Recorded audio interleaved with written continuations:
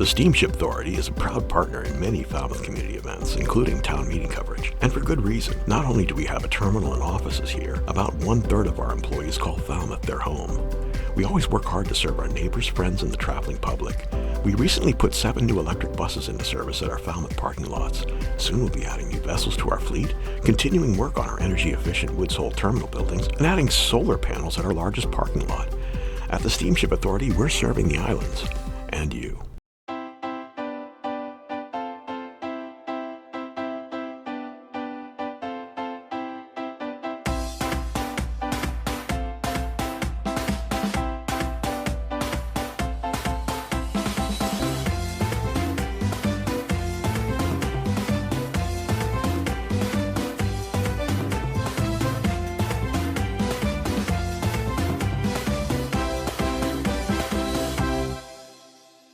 Good evening. I would like to open the meeting of the Falmouth Select Board. It is Monday, February 12th, 2024 at exactly 6 o'clock. And I would entertain a motion to go into executive session to review and discuss proposed workers' compensation settlements for town employees. So moved. I'll second the Scott Price motion, Madam Chair. Okay, I have a motion and a second. Vote by roll call, please. Muscali, aye. Brown eye. Scott Price, aye. Zelinski, aye. Taylor, aye, and we will return to open session at approximately 6:30.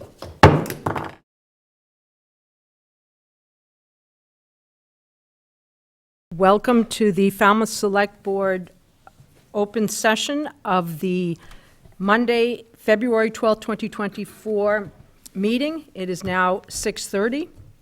I'm calling the meeting to order. And I would ask two things. Please silence your cell phones, Mr. Neto. And please notify the chair if you are making a video or audio recording of this open session meeting. The placement and operation of the recording equipment will not interfere with the conduct of this meeting. Please join me for the Pledge of Allegiance. I pledge allegiance to the flag of the United States of America and to the republic for which it stands, one nation, under God, indivisible, with liberty and justice for all.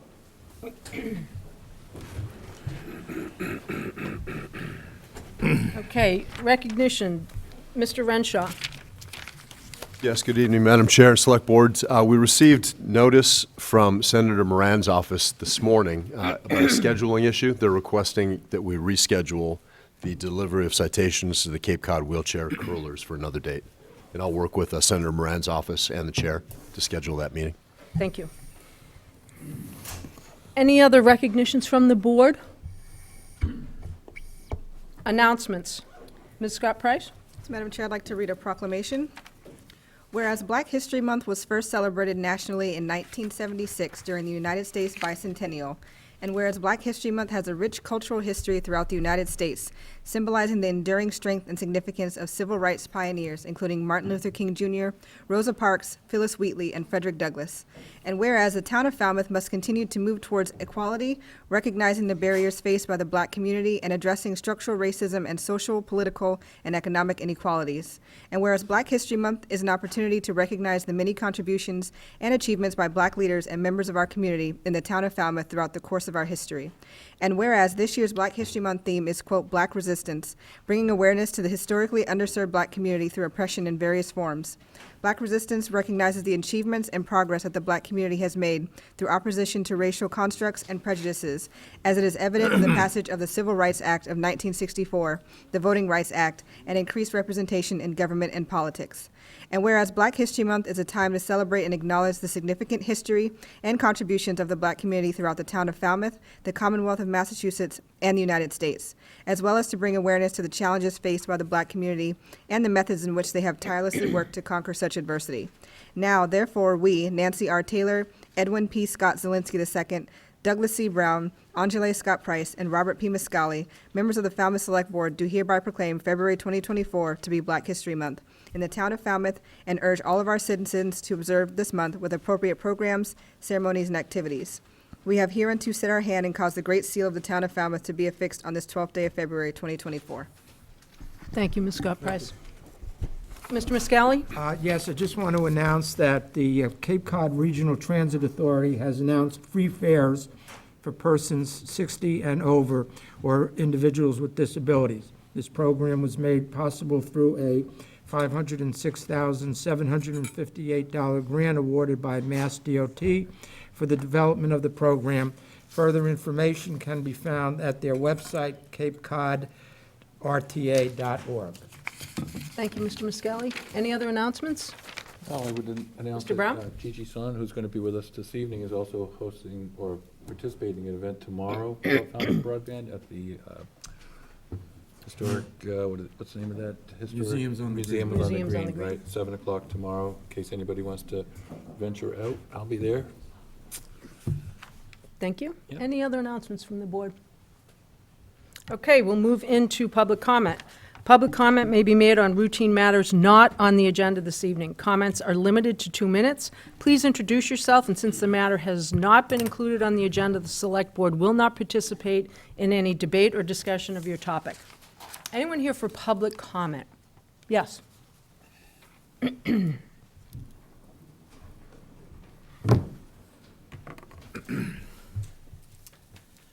Hi there, Michael Palmer, Silver Beach Avenue. At the last meeting, the chair asked an excellent question to the team providing an update on the Falmouth Housing Production Plan, which was essentially where are proposed projects that seem to have support getting snagged. As a member of the MBL Housing Action Committee, I've been at quite a few select board, zoning board, and housing planning meetings, and the answer is that there is not just one bottleneck for progress, but rather a systemic issue that needs to be addressed. From the select board itself voting to table the Emerald Properties project to the zoning board dragging its feet over minor concerns while a crisis continues to escalate, the Falmouth government often stands in its own way when it comes to affordable housing. It was great to see Mr. Zielinski at the most recent zoning board meeting about 545 Main, but if progress is actually going to happen, we need to see more of this. In order to avoid these issues becoming compartmentalized and blame being passed around, it's important to have representatives at the planning meetings and other board meetings. It is too easy to be an advocate and not an activist. You need to hold yourselves and each other accountable at all levels of the Falmouth government. We know that some of these projects also face opposition from a small but outspoken fraction of the town's population, and sometimes that can make decisions hard. But if you call something a priority, then you have to make it a priority. Thank you. Thank you. Anyone else here for public comment? Mr. Finneran?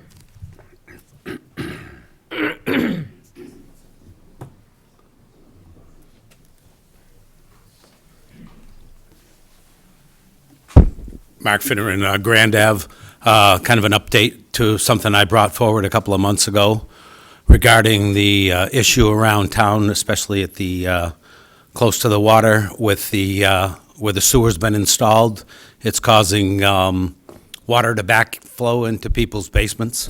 The one around the corner, who I first told you about, first one I found out about, it has since failed the 5 sump pumps that she put in, and now they have to put in a 6th one with a different sump. I told you I found several others upon looking, and I have been made aware of more since then in a couple of cases which kind of bothered me, both with elderly people on fixed incomes, one who rents and is afraid that to even mention anything because they're afraid that they might get booted by their landlord because it'll cost too much to fix, and they will sell out to the people who want to buy their house. A second one is an older couple who actually own their house, and they only have a 60 amp service, and they're afraid that they're going to have to replace that or upgrade that once the town becomes involved. And then just last week, I was coming in here, and I encountered a contractor that I know, and he said, geez, guess where I've been? And I said, I have no idea. He goes, I have a customer who's got a epoxy painted basement, and they're on the sewer, and the water has made the basement fail. So these people that have called the town haven't gotten any satisfaction yet. And I think that it ought to be dealt with because it appears that we're basically building a canal or a conduit for water to work its way back up from the ocean. It might be simply fixed by just digging at the terminus and filling it with bentonite clay, which expands like 30 times once it comes in contact with water. And you can do the same thing at the property line, but something has to be done with this, and now that these people know there's numerous of these around town, they're talking about class action, and I don't think any of that is necessary, so I'd just like to suggest again that the town might want to investigate this issue, especially before we do any more sewering and cause more problems. Thank you, Mr. Finneran. Anyone else here for public comment? Okay, seeing none, we're going to move into committee interviews. Interview, vote, and appoint committee members. Constable Mr. Mustafa, if you would come to the podium, please. Good evening. Good evening. Anything you'd like to add that you did not put in your application? No. Okay, questions from the board? That was quick. Questions from the board? I have no questions. I guess I do. You've done this job before, haven't you? Yes. I thought so.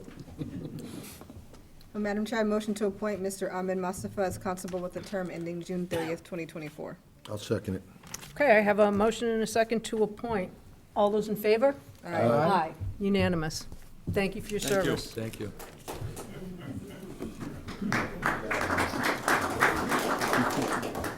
Okay, we're going to move right into public hearings.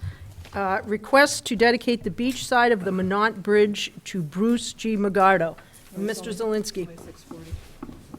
Select Board, Wait a minute. That's right, we're a little early. So, let's see if there's something I can take out of order. Little Yeah. consent? The application, oh no, that's 6:45. Let's move as into well. the consent. That'll get us to the time. Thank you for your reminder on that one. Okay, I'm going to go through the consent agenda. If any board member would like to hold any item, please notify me.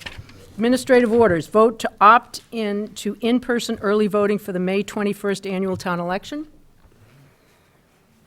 Sign warrant for presidential primary on Tuesday, March 5th, 2024. Request variance for sign code special event St. Barnabas Church, 91 Main Street. Accept donation from the Falmouth Commodores for an in-kind donation with an estimated value of $10,000 for the Fuller Field bleacher repairs. I'm Chair, I don't want to hold that, but I just want to comment and say thank you to the Commodores for that. $10,000, pretty significant. Thank you, Mr. Brown.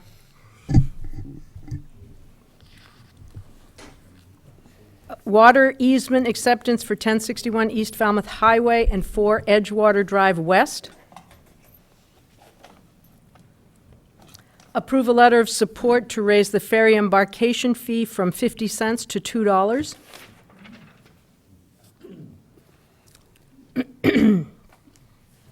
Accept the Executive Office of Public Safety and Security and Department of Fire Services, DFS, FY 2024 Firefighter Safety Equipment Grant in the amount of $18,715.90. Madam Chair, I'd like to move the consent agenda. Second. Motion to move it. Okay, I have a motion and a second to move the consent agenda. All those in favor? Aye. Unanimous. All right, we have 3 minutes. Let's just take a quick... Madam Chair? Yes. If I could please. make a suggestion, Yes. business item number 7, I think we could get that through that pretty quickly with regards to, I think there's several members of the audience that are here to hear that. Go ahead. Business item number 7, out of order. Go ahead, Mr. Renshaw. Thank you, Madam Chair. One moment.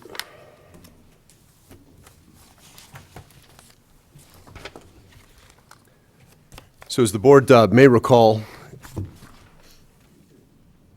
there was some recent communication via email in regards to adding this item to the agenda. I wanted to do it on the regular business agenda so that we could have some discussion.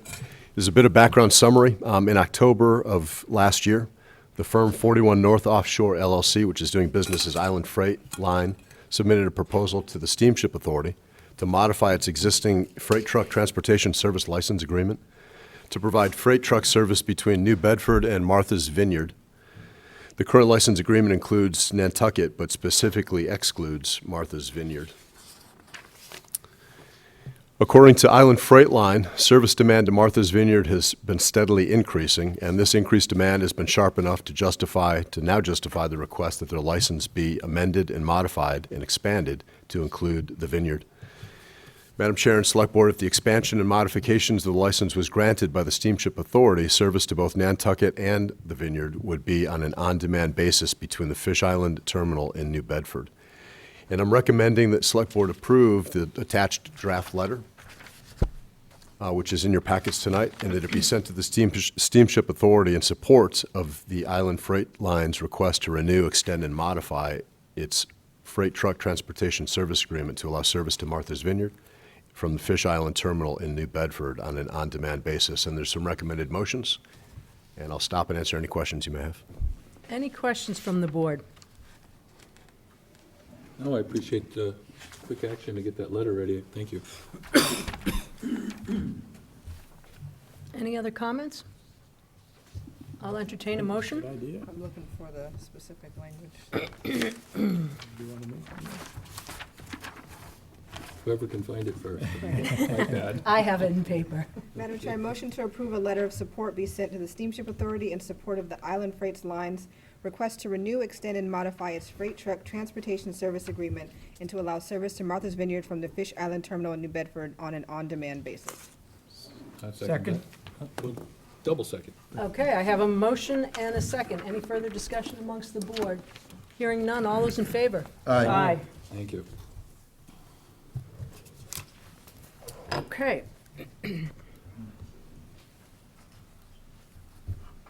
We have 1 minute, and we can move right into our hearings. I will ask Mr. Zelinski to please read the hearing notice. Thank you, Madam Chair. The Select Board of the Town of Falmouth will hold a public hearing as required by the Select Board naming policy for public facilities and places to solicit comments from the public on the request to dedicate the beach side of the Minot Bridge to Bruce G. Magado. Comments may be sent via email to selectboard@falmouthma.gov. The public hearing will be held on Monday, February 12th, 2024, at 6:45 p.m. in the Select Board Meeting Room, Town Hall, Falmouth, Mass. 02540. Nancy Robbins Taylor, Chair, Select Board. Thank you, Mr. Zelinski. Anyone here to represent this application? Mr. Neto?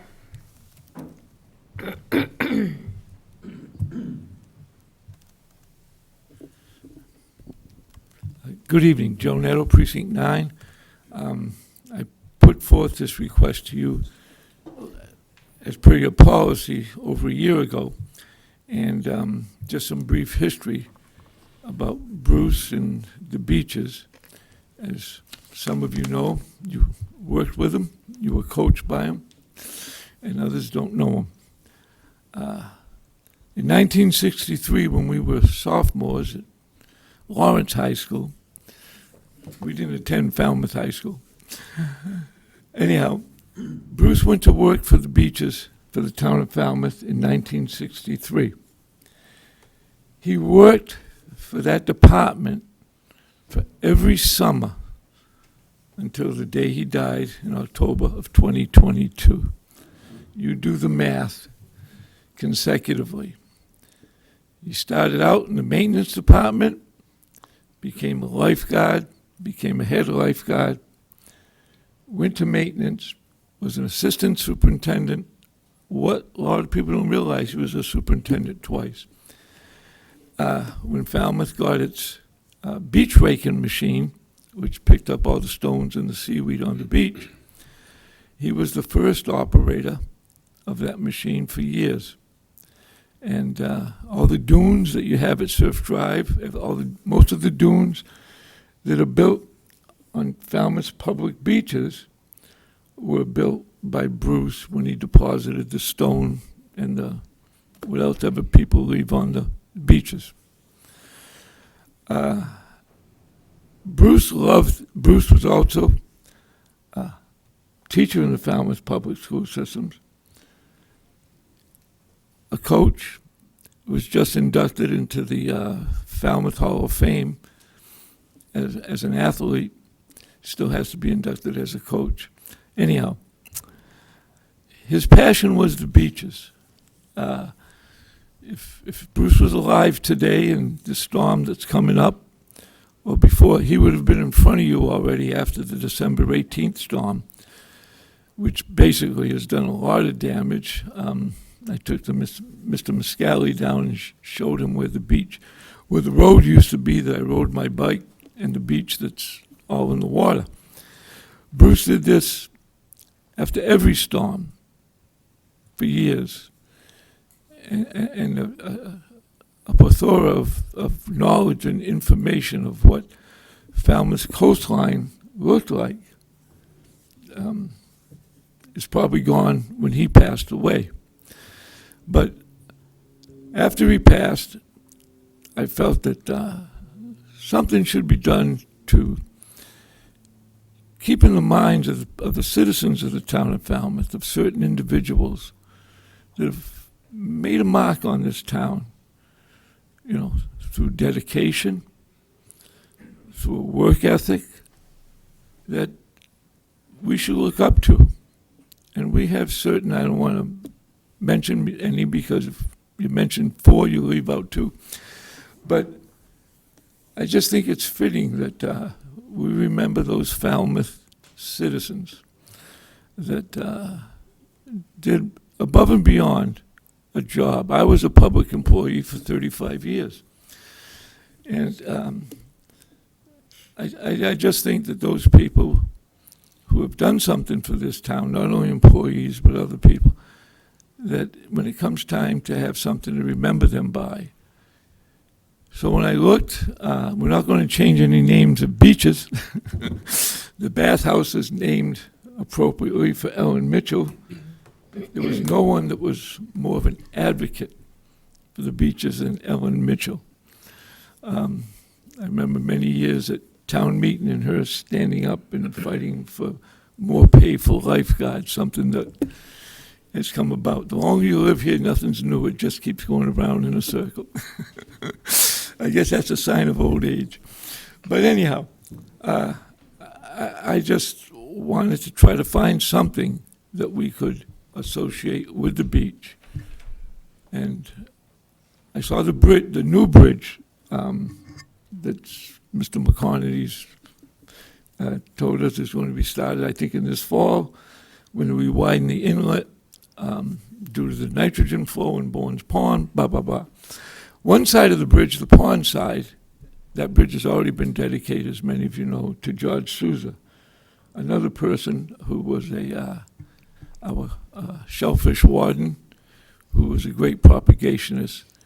And the pond side of the bridge is named already after him, and what I'm proposing is to name the beach side of the new bridge for Bruce Magato. I think that's enough. I will keep quiet, and any questions or anything. Thank you, but Mr. I Neto. appreciate your time. Any questions from the board? No, Comments? great idea. Just a comment that the Beach Committee has unanimously recommended approval, and the Beach Committee reached out to the Sousa family to inform them that that this was going to occur, and they had no issue in sharing the naming with Bruce Morgado. So, thank you, Joe. Thank you. Mr. Zelinski? I'd just like to say that at least 3 of us grew up with him in the schools with us, and as a young man growing up, Bruce Magato was instrumental in tactfully but forcefully instructing us on the benefits of having integrity and being a good person and doing the right thing no matter how it makes you look. And Bruce Magato is one of the people in town that I think of very often when I have to make decisions in life and work, and because no matter what, Bruce would do what he felt was right. And I just felt like that needed to be said. And I'm 61 years old, and I still think of him today on decision-making, so. Thank you. Any other comments from the board? I'm just happy to see this recognition happen while I'm here to see it. He was a great guy. Any other comments from the public? Okay. Oh, Mr. McConaty. Good evening, Peter McConaty, Director of Public Works. I can say that Bruce Magato had worked with Public Works since I started in 2007. He was always active with Public Works, looking for projects. He did run the beach rake. He ran every year. He was out early in the morning, and he would make sure all the beaches were well groomed. That was his mission, and he took it to heart, and he took it serious. He worked very well with Public Works, and I would endorse this absolutely 100%.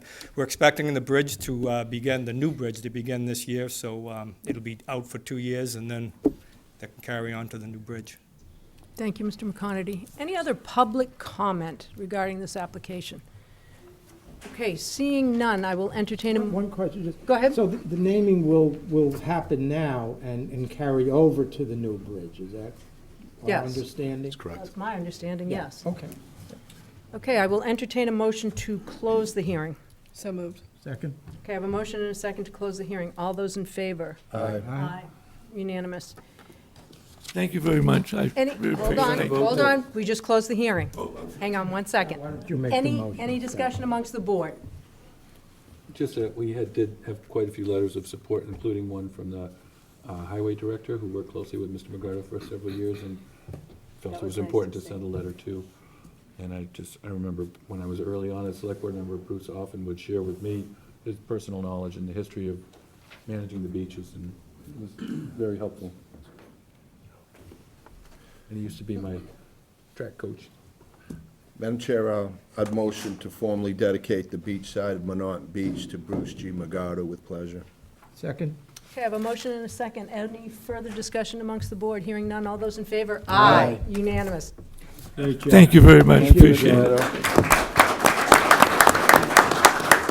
Okay, we're going to move into our second hearing, which is an application for an entertainment license and Sunday entertainment license for the historic Highfield Hall, DBA Highfield Hall and Gardens, 56 Highfield Drive. Mr. Zelinski for the notice. Thank you, Madam Chair. Notice is hereby given under Chapter 140, Section 183 Alpha of the General Laws as amended by Chapter 299 of the Acts of the 1926 and amendments thereof, that Highfield Hall and Gardens located at 56 Highfield Drive, Falmouth, Mass. Has applied for an annual entertainment license and an annual Sunday entertainment license. A hearing on the above application will be held in the Select Board Meeting Room, Falmouth Town Hall, on Monday, February 12th, 2024, at 6:45 p.m. Comments may be sent to selectboard@falmouthma.gov per order of the Select Board, Licensing Board, Nancy Robbins Taylor, Edwin P. Zelinski, Douglas C. Brown, Angela Scott Price, Robert P. Muscali. Thank you, Mr. Zelinski. Is there someone here for the applicant? Thank you. Come on up.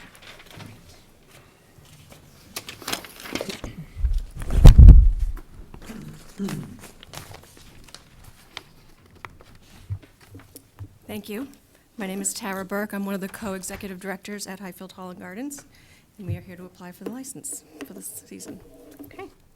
Any questions about the application from the board?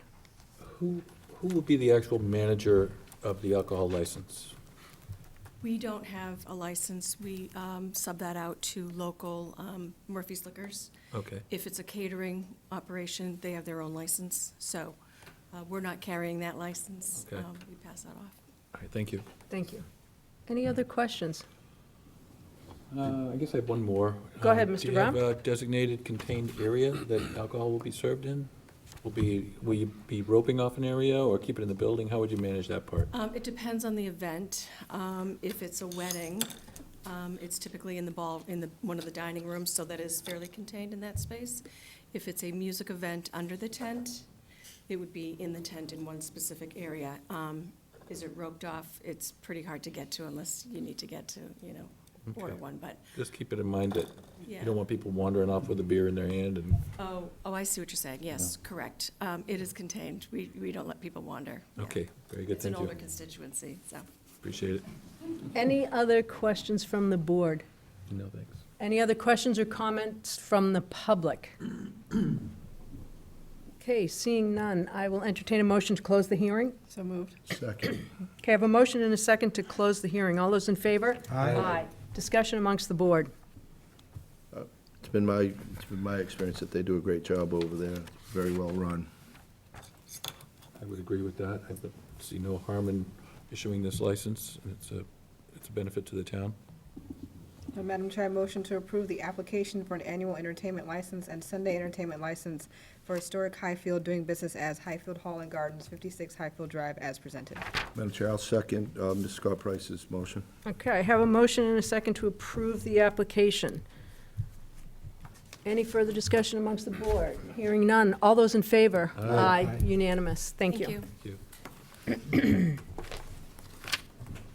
Okay, we'll move into business. Item number 1, presentation of broadband MLP, Gigi Sohn, American Association for Public Broadband, and I've slated you for 10 minutes. Hello. Madam Chair, may I- Yes. Excuse me, Go just right an ahead. announcement. Folks, in the doorway, if I could, there's a couple of seats, I believe. We can't have you standing in the doorway. It's a fire access issue. Thank you. Excuse me, Madam Chair.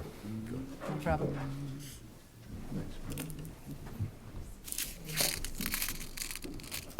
Go ahead, welcome. Good evening.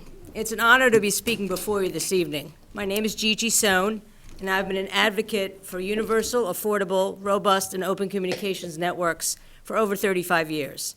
Today, I appear before you as the Executive Director of the American Association for Public Broadband. That's a nonprofit trade association that promotes the interests of community broadband and advocates for the right of local communities to choose the broadband networks that best meets the needs of their communities. Simply put, I'm here today to urge the Select Board to own Falmouth's future. When the COVID-19 pandemic struck, it became clear to everyone in the U.S., regardless of political affiliation, geographic location, economic status, race, or gender, that access to high-speed, affordable broadband is necessary for full participation in our society and our economy. Tens of millions of residents could not send their kids to school online, work remotely, meet with a doctor virtually, or connect with friends and family because they didn't have affordable and reliable access to the internet. What also became clear to many communities is that the private sector had left them behind, choosing to provide the best service, or any service at all, only to those communities and households that provided them with the greatest return on investment. Now, I'm not here to trash capitalism or the private sector, but I am here to urge you to take matters into your own hands, not only if you want to make sure that everyone in Falmouth has access to a utility that's become as important as gas and electricity, but also if you want to ensure that the town continues to thrive in the future. I just mentioned some of the things that broadband enabled during the pandemic: remote work, telehealth, online learning. And for a town like Falmouth, and frankly all of Cape Cod, there are many other positive downstream effects and enormous opportunities. They include the fact that fast, reliable, and affordable broadband increases home values and attracts, among other things, businesses and jobs, scientific and research and education institutions, home builders, newer, younger residents, and importantly for Cape Cod, tourists. Particularly in a post-pandemic world, millions of people can live and work from anywhere, but that anywhere has to have robust broadband. Moreover, fast and reliable broadband enables Falmouth and its neighbors to become smart communities. That means, among other things, they can monitor vehicle traffic, relieve congestion, and manage traffic flow, monitor and manage the town's infrastructure, including bridges, roads, and buildings, manage power consumption, monitor air quality, and detect environmental hazards like sea level rise, improve public safety, and enhance citizen engagement. Smart community technology enabled by broadband not only improves the quality of life for residents, but also attracts businesses and jobs, makes government run better, and saves communities enormous amounts of money. Now, there are hundreds of cities and towns that own and sometimes build and operate successful broadband networks across the U.S., and many are right here in Massachusetts. In fact, if you count cooperatives, which are owned by members of a community, there are some 650 public broadband networks across the U.S. And some of you may be familiar with the 20 or so towns in the Berkshires that are or will be served by Whip City Fiber, which is Westfield's municipal broadband network. But there are also a number of other Massachusetts communities that own networks. including Braintree, Shrewsbury, Russell, Norwood, and Holyoke. The good news for Falmouth is that there's more than one way for the town to ensure universal broadband connectivity. Falmouth.net proposes to build and operate its own broadband utility. That's a tried and true model that's working across the country in places like Idaho Falls, Chattanooga, Tennessee, Wilson, North Carolina, Waterloo, Iowa, and the Colorado Front Range communities like Fort Collins, Longmont, and Loveland. But it could, like Chesterfield and 5 other New Hampshire towns, Colorado Springs, and Bountiful City, Utah, choose to partner with a private entity to build and operate a network. It could join with other towns to form communications union districts or public utility districts to build, own, and operate a network, like in Vermont or Washington State. Or it can build what's called an open access network, inviting private internet service providers to compete to provide service. Different open access models have been extremely successful in over 20 cities in Utah, in Bozeman, Montana, Ammon, Idaho, and elsewhere. What ties all these models together is that the community controls its future rather than leaving it to an out-of-town media giant whose sole incentive is to maximize profits. Now, you may choose to work with private enterprise. That's fine.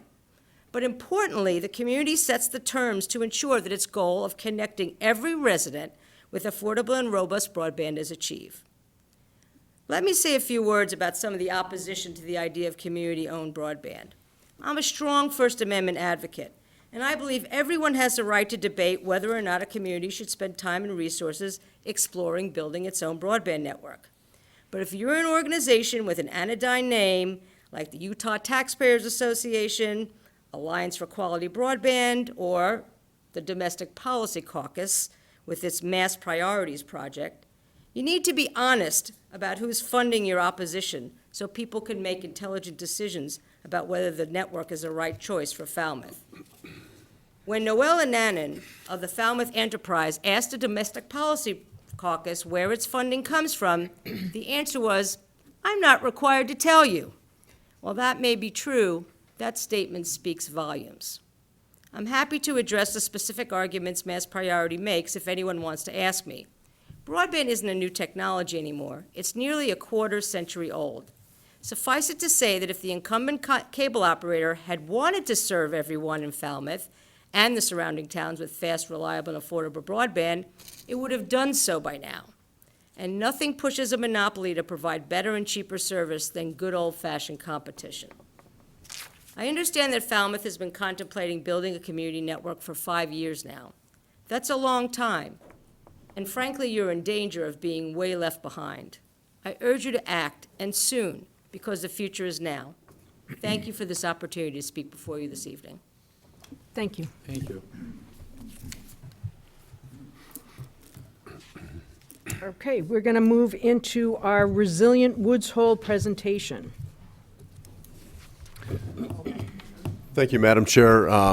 Let me just preface, we have with us this evening Leslie Ann McGee, who's the Director of Special Projects, Marine, and Facilities Operations at Woods Hole Oceanographic Institution. Just want to go through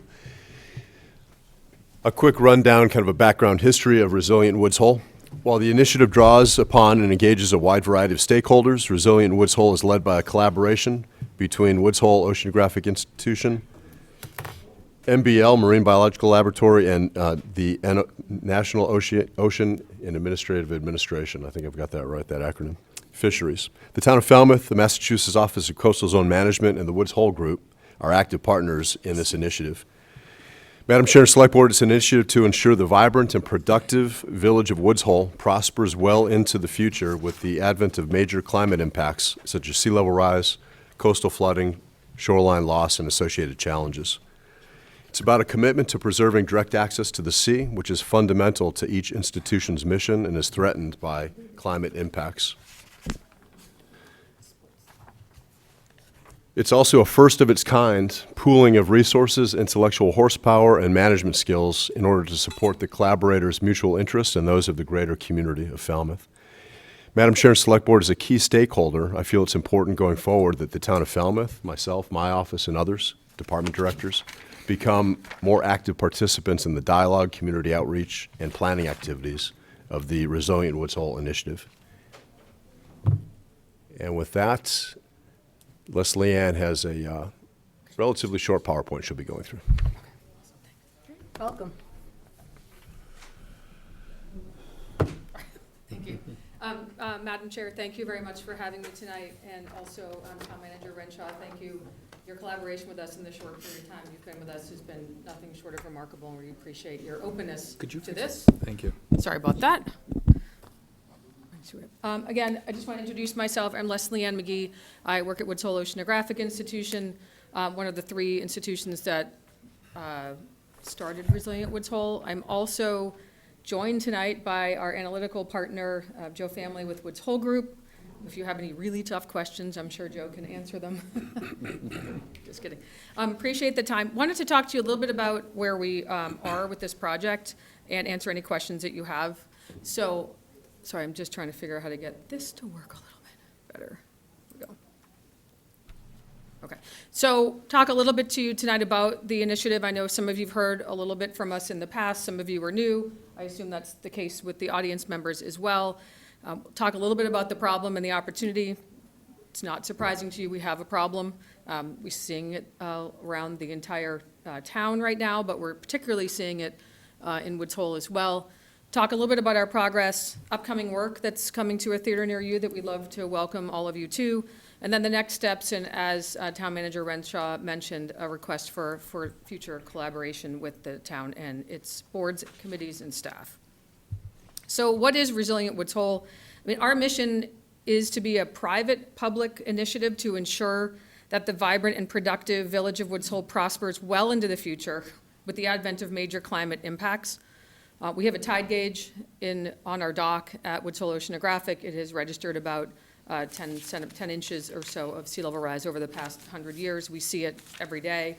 We definitely saw it on December 18th, and we continue to see it, as does the rest of the town. So what we want to do as an initiative, and what we are doing, is lead the way in developing and applying strategies, particular strategies for increasing coastal resiliency in Woods Hole, and serve as a model for other like initiatives. There aren't a lot of like initiatives around the country, and particularly some of the things that we've been able to accomplish in the short period of time that we've been together. We have divided Woods Hole up into 9 neighborhoods. You can see them here, and we've been working very deeply with each one of them as we've worked through this process. So you're wondering who is involved. So we have a leadership team that meets every other week, and it includes Hui, myself, Rob Munier, who could not be here tonight, MBL, Paul Spear, who's the Chief Operations Officer over there, NOAA Fisheries and their directors are particularly involved. Our partners at Woods Hole Group have been with us all the way through this process and haven't abandoned us yet because we're doing really cool stuff. And then the Office of Coastal Zone Management at the state is part of our leadership team, which has been a particular support for us. In my past experience, I actually ran the department, the Coastal Zone Management Office, so it's really exciting to work with them as we move into the future. But we also stood up a steering committee in phase 3 of our work, which includes a wide variety of stakeholders and people of interest in our area. One is Town Manager Renshaw just mentioned, is the town of Falmouth. On our steering committee, we have the town manager's office, the conservation agent, the town planner, the wastewater superintendent. We have the Coast Guard in Woods Hole participating, Steamship Authority, USGS. We have the Woods Hole Business Association, neighborhood representatives, the Woods Hole Community Association, Woodwell Climate Research Center, Barnstable County Floodplain Office, as well as the Sea Education Association. So we have a lot of representatives at the table, and it's been a really remarkable journey so far. And I wanted to talk to you a little bit about the problem and the opportunity. And I know that a lot of times when we show flooding maps all the way back into the 50s and 60s, and we certainly could do that tonight. We've got plenty in our repertoire to show you. But I thought it would be more timely to show you essentially what happened in December, which was not that long ago for many of you. And this isn't just impacting the institutions, it's also impacting our businesses, who we rely on, they rely on us as institutions. It also is impacting our neighborhoods. People who work for the institution live in our neighborhoods. And we have a really great partnerships with some of the other folks who run businesses or just particularly our residents. And we are seeing significant impacts, and they are not getting any less. So the problem is that we have a problem. The opportunity is that we have a problem, and that means we can work together as a group. And so what we have been really trying to do as part of this initiative is to make this everybody's plan. It's not the institution's plans, although it's been started by the institutions, because we have an intrinsic need to make sure that we continue to exist, right? So Woods Hole Oceanographic, MBL, NOAA, we don't have really much place to go, especially MBL. They understand that they don't have an upland site like Hui does, so we're constantly moving stuff upland. However, we have to contribute to our science that we're doing well into the future. In addition, we also have to make sure that the people that rely on us for work or that we rely on for work can continue to get to work, and also that the economic contribution, which is absolutely significant, from our institutions continues to thrive in not only the Falmouth region, but also the whole Cape. I mean, Woods Hole Oceanographic is the second largest employer on the Cape. We understand that. We've spun off lots of businesses in the area, and so we want to continue to operate. So for us, the opportunity is how do we work productively with our neighbors, because this problem isn't going away, and it's very important to us that we have a constructive, robust place that we can have these discussions, and Resilient Woods Hole is that. So, not to scare you, but here it is. We're going to admire the problem for about 10 seconds, then we're going to stop admiring the problem, because admiring the problem is not going to get us very far. But on the left, you can see some of the projections that Woods Hole Group has helped us produce with the coastal floodplain model, which shows that on the left, it's just projected still water surface elevation, just still water, just water that comes in and sits there on the left. And you can see, and it is 2024, just to remind everybody, that in only 6 years, the projection on the top left is what we could see.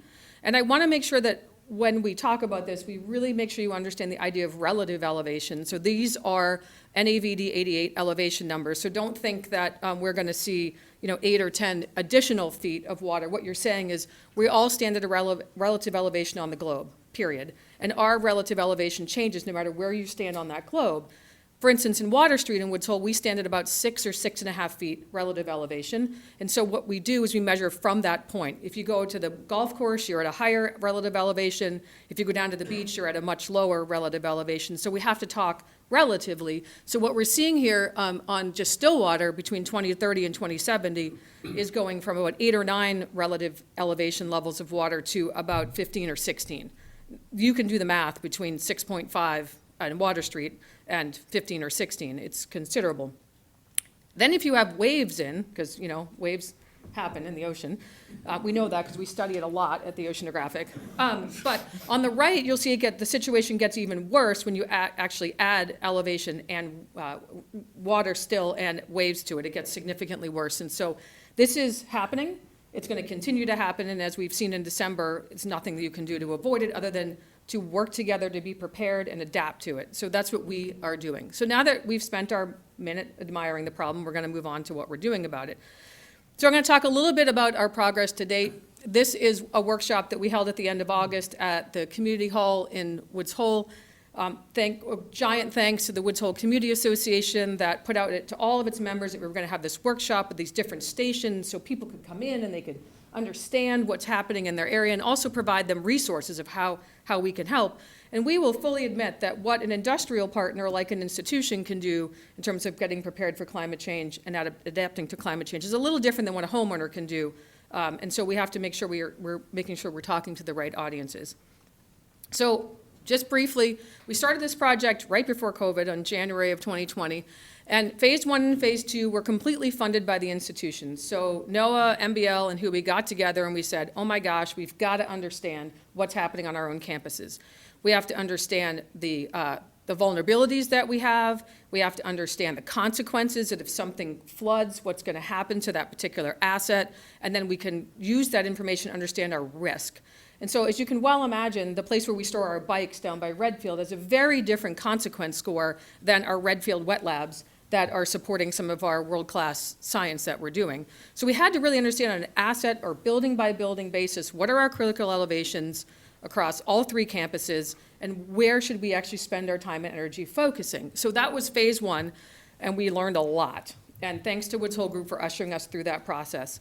In phase 2, we thought, well, it's great that we know a lot about our campuses, But it's really important that we understand what our critical lifelines are doing. How are our roads going to perform in these situations? How are our neighborhoods going to perform in these situations? And so we self-funded again, Woods Hole Group, to support us in this effort, and we extended our vulnerability assessment to include residences, businesses, and also lifelines as well. So we could start to see on a house-by-house or an asset-by-asset basis what the impacts were going to be. And that was really eye-opening as well. 6.5 elevation on Water Street is not going to cut it for very long, and so we need to make sure that we're addressing that. So at that point, we got our community involved, and we went to the state, and we said, we really think that we should apply for a coastal resiliency grant. And at that time, the state had never awarded a coastal resiliency grant to anything other than a municipality. Now we're a private entity coming forward. We're all not NOAA, but NOAA and MBL and WHOI are nonprofits. So we said, we would like to be eligible for this. And they said, it's interesting, we just opened up this program to nonprofits. Great. So we wrote a competitive grant, and we launched phase 3, which included the establishment of that steering committee that I talked to you about. And we really wanted to engage our local community in the dialogue about flooding risks. We want to talk to every resident, every transient resident, every worker, any business owner, the Coast Guard, everybody about what we're seeing as risks and what we can do about it as a village. And we also wanted to identify the flood pathways, because as many of you know, water has a mind of its own, and it's going to move no matter what. And you're very rarely going to stop it from moving where it wants to go. It's a very interesting beast, water. So we wanted to identify where the water is coming from and where those vulnerabilities are in our region. And surprising to us is a lot of the water is actually coming from the Buzzards Bay side. It's not necessarily all coming from Woods Hole, the Woods Hole side of Woods Hole Harbor side, and that was really interesting because that makes those folks on that side of the village much more vulnerable. And so we discussed long-term protection strategies with our neighborhoods. And then in addition to that, we also analyzed and detailed the regulatory hurdles for climate resiliency actions.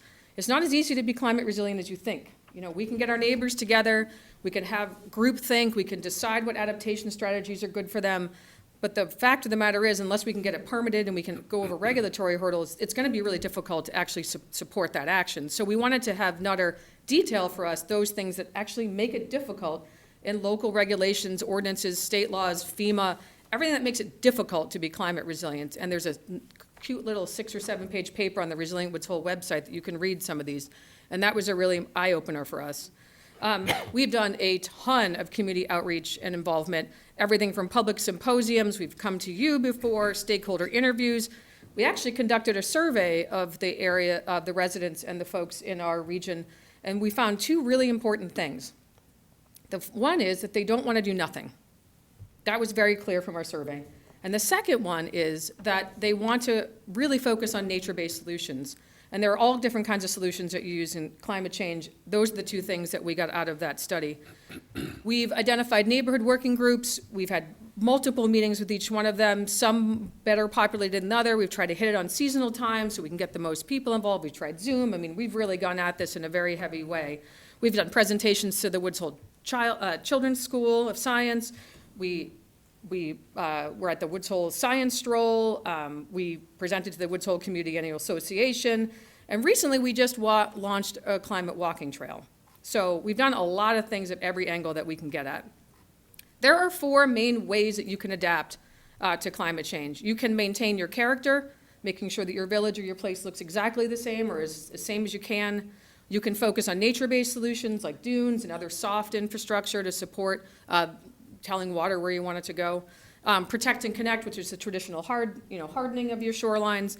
And then you can do this concept called adaptive realignment, which if you're Dutch, you know what this means, which essentially is living with water. You can figure out how to live with it, and that means retreat and all kinds of other strategies. So we went to our neighborhoods and we said, we can do all these things, but we need you to identify what your preferred pathway is. How do you want to adapt? And as you can well imagine, some adaptation strategies will last for a really long time. And some won't last as long, but they might be a more preferred alternative. So we've looked at every neighborhood, all the different themes of adaptation strategies, and what are the pathways that you could go about adapting to coastal climate impacts. And so you can look at our reports and you'll see them. Our phase 4, which we launched very recently, but we're almost actually done with, we've been in it for about a year, has near-term, medium-term, and long actions. Our near-term actions is to demonstrate some of these flood-proofing technologies on our campuses. So Hui, MBL, and NOAA are all implementing strategies for barriers for flooding, and we want to demonstrate those. The second one is we're looking at Stony Beach, and MBL has agreed to do a feasibility study to see if they could improve the dune system. Could that be a nature-based solution for water flow, for coastal flood protection? That study is just about done. It'll be posted on our website very soon. And MBL has been a great partner in this, and I know a lot of you benefit from Stony Beach. But we also have to realize that it is a major flood pathway into the village, and so we have to consider improving the dune system. The third is we had to do all kinds of more outreach and engagement activities, neighborhood working groups. We have a social media, if you want to join us on it now. 1 minute, yep. The presenter is at her time of 15 minutes, but I'm going to ask the board to let her continue. Please. Okay, I just have like 2 more slides. Go, Thank you, Madam go right Chair. ahead. Phase 4 also included the climate walking trail. We opened it in October. Town Manager Renshaw cut our ribbon for us. Some of you might have been there. But it actually provides 12 stops around the village of not just institutional, but businesses, homeowners, Coast Guard. I mean, all the groups in the area that are struggling with some of these issues. We've got videos, we've got content, we've got interviews with important folks. Chris Cloninger from Woods Hole Group did a lot of the videos for us, which was fantastic. And it's not only a walking tour in Woods Hole, but you could take it from anywhere in the world. You can sit at your desk and you can go onto our website and you can take this climate walking trail.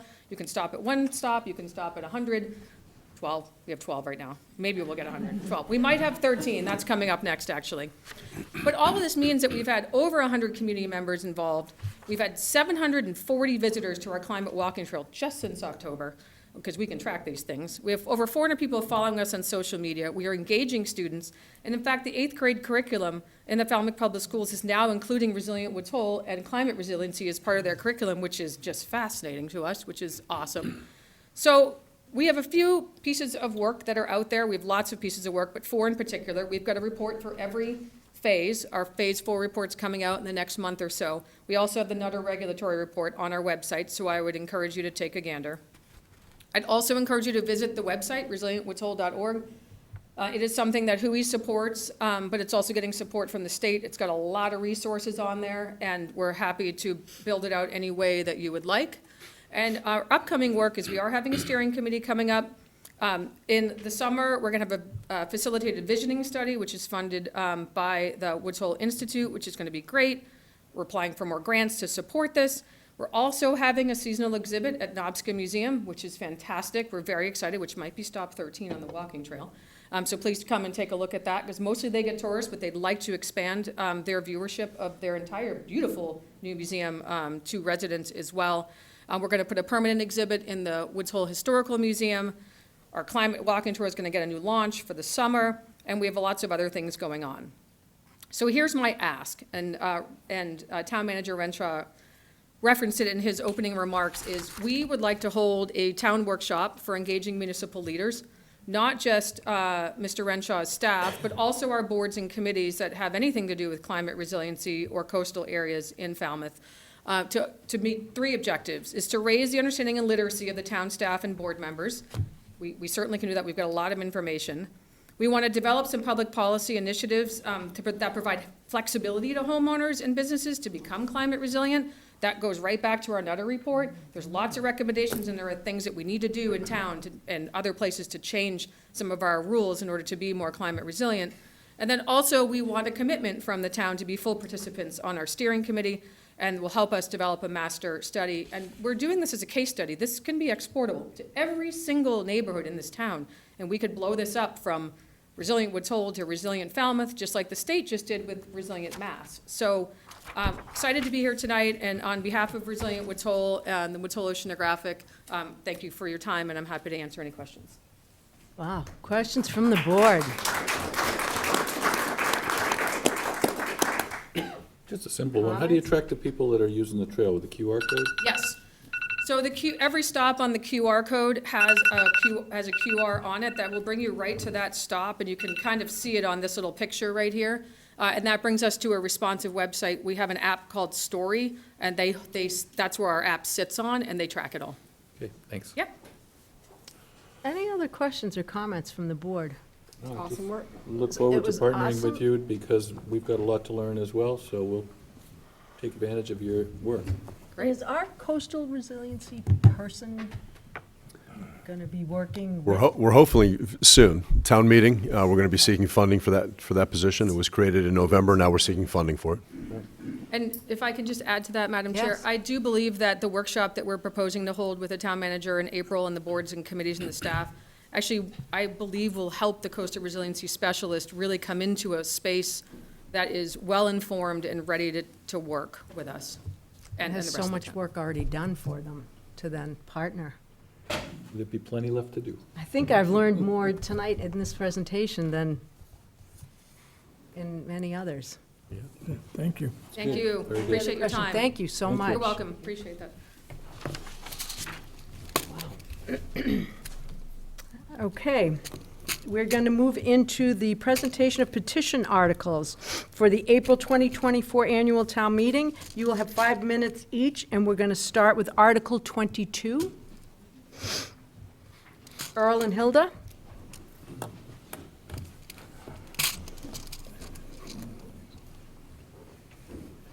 Good evening. My name is Hilda Menge from the Green Center. It's a nonprofit research and educational organization in East Falmouth.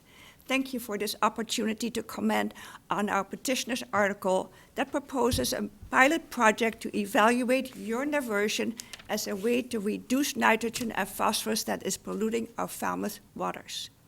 We would like to thank the many, many people who have contributed to this initiative. First, thanks goes to Matt Patrick, our state representative at that time, who in 2010 first proposed urine diversion to Falmouth wastewater planners. We would like to thank Ron Zweig, a longtime member of the Water Quality Management Committee, who has consistently promoted alternative approaches and who was instrumental in writing this article. We would like to thank Kim Comart, who created the Falmouth Pond Coalition and is a strong advocate of urine diversion to clean both saltwater, estuaries, and freshwater ponds. Finally, we would like to thank Sue Moran, who asked us for a proposal and a budget for a urine diversion UD pilot project only minutes after we had presented that idea at the town meeting in April 2023.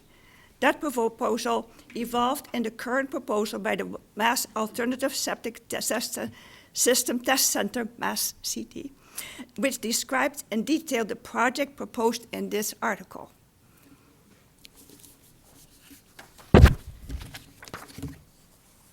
My name is Earl Barnhart from the Green Center. So why do we do a urine diversion pilot project? Urine contributes 80% of the nitrogen to the waste stream on Cape Cod, but is only 1% of the volume of the waste stream. Diverting that 1% before it goes into the wastewater is much easier and cheaper than trying to remove it later. However, no study exists anywhere in the world that has measured the actual amounts of pounds of nitrogen and phosphorus that urine diversion can collect and divert. Actual field measurements are needed to create plans for wastewater management in watersheds and to reduce pollution and toxic algae blooms in freshwater ponds. Toxic algae blooms are caused by three things: warmer water, which we can't do anything about, more CO2 in the air, which we can't do anything about, and excess nutrients from septic tanks originating primarily in urine, which we can do something about. To get actual data, last fall, Green Center conducted a 2-month pilot project with 62 participants in 41 homes who voluntarily diverted their urine using simple, portable, unisex urinals called cubies. The study was done in cooperation with the MassTech. The MassTech preliminary report shows that individual homeowners using simple methods can divert 80% of their urine. The study, which will soon be published, confirms that urine diversion could be highly effective in reducing nutrient loads in Falmouth water. We would like to thank the Water Quality Management Committee for exploring and pursuing the concept of urine diversion and supporting this petitioner's article. Urine diversion is perfectly aligned with the purpose of the committee stated on the town's website. Quote, to help find ways to remove nitrogen from our estuaries in the least expensive and most environmentally sensitive ways possible. urine diversion probably is the least expensive and most environmentally sensible way to remove nitrogen. Funding for this article. The proposed project could be financed through retired debt, just like sewer projects, since its purpose is the same, to reduce nitrogen pollution. Or it can be financed by a tax exclusion. It is estimated that the impact on the tax bill of the average single-family residence to do this project would be $18 per year for 5 years. This project might be one of the best investments our town can make. Positive results from the project could save our town millions of dollars on sewers in the future and could save homeowners millions of dollars on installing innovative alternative septic systems on their properties. Many eyes on the Cape and beyond are watching Falmouth as a leader in environmental protection, ecological wastewater management, and fiscal responsibility. We urge the board to support our petitioner's article. It will lead to improved health in Falmouth's estuaries and freshwater ponds and make Falmouth a better, more affordable place to live with cleaner water for all future generations. Go ahead. No, I don't. The one for Brian Horsley. Oh, yeah. Our time is up. Okay. Can we have 1 minute one? Brian Horsley from Mastech wrote a note that... You have 1 minute. Go ahead. Oh, okay. Your time's not up yet. Okay. Brian Horsley, who is a Mastech scientist, sent this to the board. In lieu of attending tonight's select board meeting, I wanted to send a note to voice Mastech's support and to stress the importance of this project towards improving water quality and environmental sustainability in the town of Falmouth. Our support for this project is obvious, and in that we have provided the town with a proposal as requested by the Water Committee and have offered to work together to refine the project plan and design to meet best project goals. We at Mastech are very excited to work on this project and are optimistic that we can find urine diversion to be a valuable asset in the town's nutrient management toolbox. Urine diversion can offer so many benefits, including improved water quality, reduced conventional fertilizer usage, reduced energy consumption, water conservation, resource conservation, new jobs, financial savings, community resilience. I am hopeful that the Select Board recognizes this value and votes to support the article at tonight's meeting. Thank you very much. Thank you. Thank you. Okay. We are not voting this evening, correct? We are not voting this evening. Are we going to have any kind of questions or discussion about any of these? We're just going to hear the applicant? I think we're just hearing the applicants tonight, and I believe on the 26th, we have more of a conversation. Yeah, I think that's typical. Yes, I would just add that, so on the 26th, the board will be voting recommendations for articles that are your purview to recommend. Right, Where this and- is a financial article, it will be the Finance Committee that makes the I recommendation. was going to say that we do not make a recommendation on this one because it includes money, but we And I can certainly was- have a conversation. I was really just interested in asking a question for staff, but we can do it another time if you want to just hear It will be tonight is just the presentations. Okay. The 26th is conversation. Okay, Article 23. Mr. Lingerfelter. Madam Chair, before this presentation, I just want to make note that I am a member of the EDIC, and therefore I won't be taking any action or participate in any action on this ultimate matter. Thank you, Mr. Muscali. Mr. Lingerfelter? Thank you, Madam You Chair. have 5 minutes. I think one of these is mine. Peter.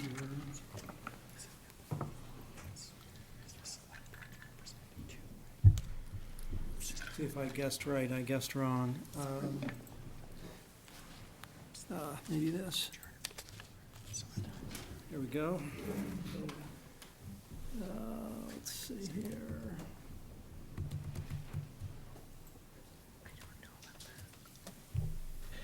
Okay, well, I'll work with that.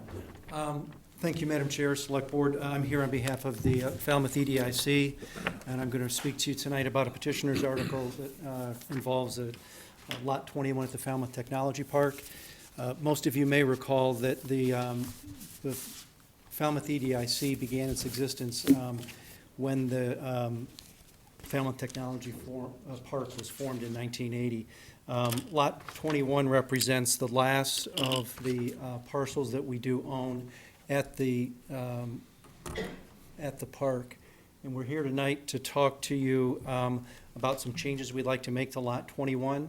I'm going to share a handful of slides to do that, I think in a pretty efficient manner, but just from an overall standpoint, we currently own parcel 21. It's 4.88 acres. The town has an easement on that property which totals 2.34 acres. It houses the town water tank. The objective of our article is to reconfigure the easements on that parcel. There are both drainage easements and an easement for the tank itself. And I also just want to point out, for the sake of completeness, that we have also made application to the planning board to secure an A&R plan. Again, I have several plans here which will, I think, illustrate the changes that we're looking to make. In yellow here, you see the current drainage easement that's on the parcel. You see the water tank that's also shown below.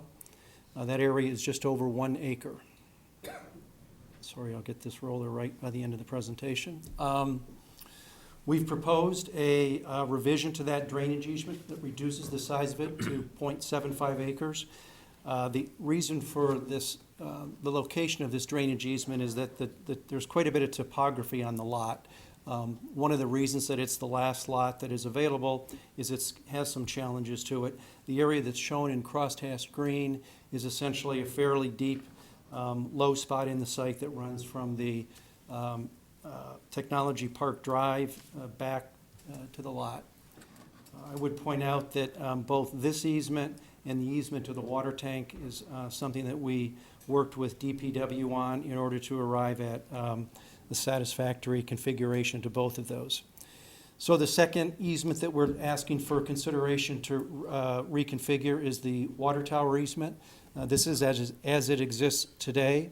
You can see it's 2.34 acres and obviously encompasses the entirety of the water tank. The circle that surrounds the water tank is actually fencing that prohibits anybody from actually approaching the water tank itself. And then there's the buffer that is in addition to that area. So again, the total there is 2.34 acres of the total 4.8 acres on the entire parcel. Our proposal, again, in conjunction with Peter and his staff, is to reconfigure that. You can see that this proposed water tower easement is just under the previous one at 2.32 acres. We've essentially extended that parcel, or this easement, excuse me, out to the property line, and we've reshaped it to bring it along some of the contours that exist that are more natural from a drainage standpoint. This plan is a little more confusing to read, but I've essentially created a composite of the previous 4 slides. So you can see in the upper left-hand corner the portion of the existing drainage easement that would be vacated. And then you have the proposed revised drainage easement, which would be both the green cross-hatching and it overlays the new water tank easement. So that in effect, the town's new easement would be the area in the blue crosshatched. So why do we want to do this reconfiguration? Well, we think this benefits the town from a dedicated entitled drainage easement plan. Right now, while the drainage area is shown on plans, it's not titled. And so this will allow us to create a titled drainage easement plan. DPW has reviewed and approved the reshaped tower easement and drainage easement. We've worked with them now for over a year to arrive at the configurations that I just worked through with you. The size of the water tower easement itself is essentially unchanged. And the objective in all of this is to create buildable land, which we hope will create future industrial development for the town in the park. And that allows the EDIC to have a marketable parcel, which we would hope to be able to put on the market here in the coming months after the A&R plan that will be heard tomorrow night is submitted and approved. A&R being the approval not required plan. Mr. Lingerfelder, your time is up. Good. Do you need additional? I can ask the board. That's Oh. really the extent of the presentation. We'd hope that the Oh, you must select have board timed it perfectly. is able to support this when the opportunity presents itself. Thank you. Thank you. Try to get rid of this for the next Do we have copies of that? I didn't see it in It my. is. I didn't see it in here. Okay, maybe it didn't come out on my paper, but as long as it's It's in the here. packet. Perfect. Okay, we will move to Article 24. Nat Trumbull. One overhead on a stick.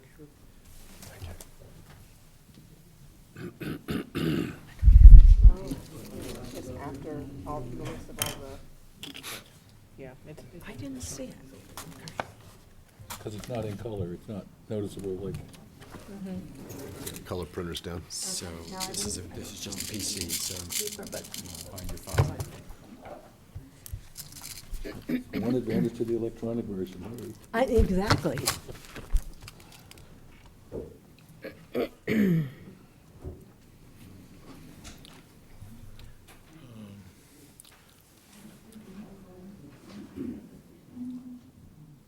so these are all your files here.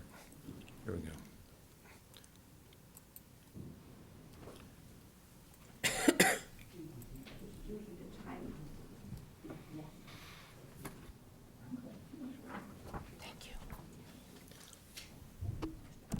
So a large file. Just a map. Thank you. Anybody wants copies of notice? I think we have that. Did she send it?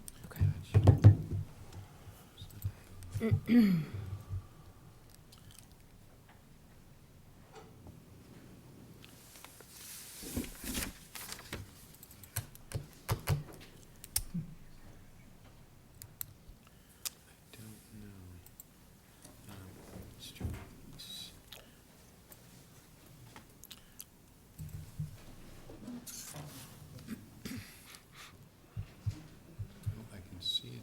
You can? See, on the little icon here, I can see Yeah. a map, but it's not coming up. I've got paper copies of it. Make do with that. Okay. When you hand these out. If you wouldn't mind handing this out.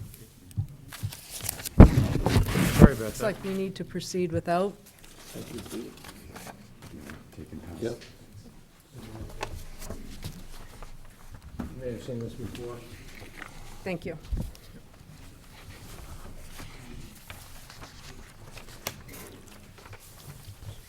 At the end of 2023, Governor Baker, right before he left office. Could you signed, introduce yourself, please, sir?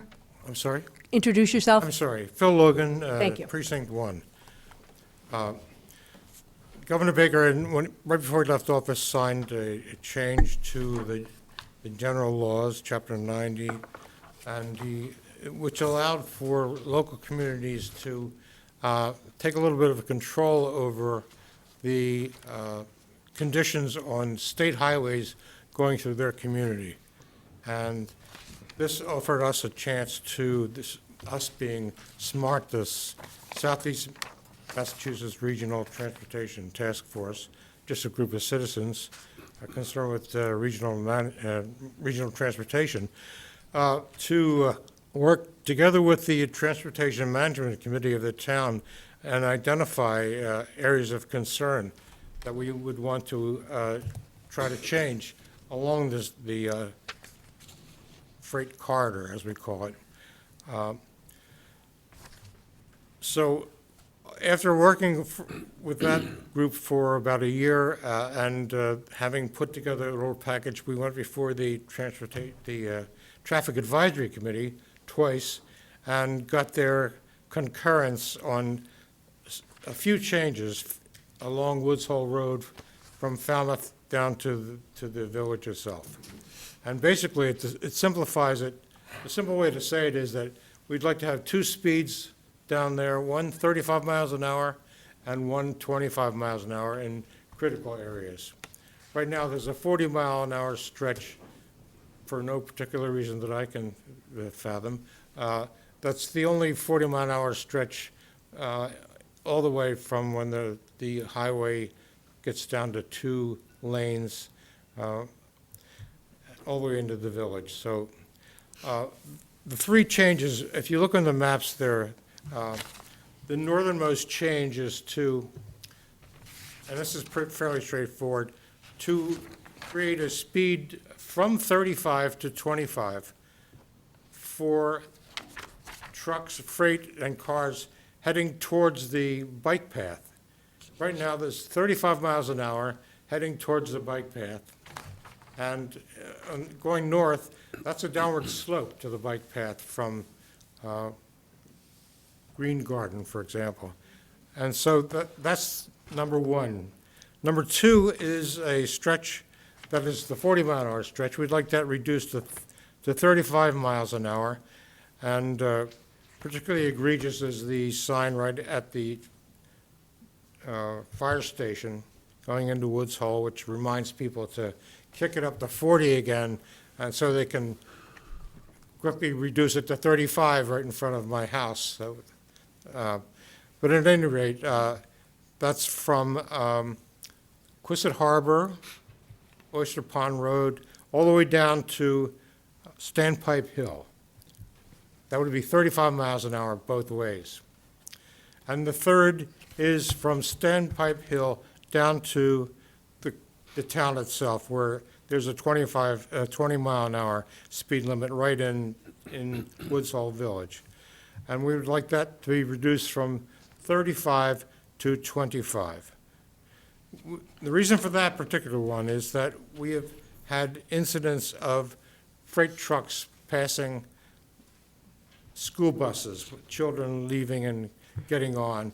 And the Transportation Management Committee has determined that there were 5 such incidents that they were aware of. I know only of one personally, but that's really a significant problem. There's also the fact that they're building an elderly, not necessarily 55, sort of a kid's place, actually. Careful. Condominium complex, which is going to empty right onto the road there. And the trucks right now are allowed to go 35 miles an hour along there.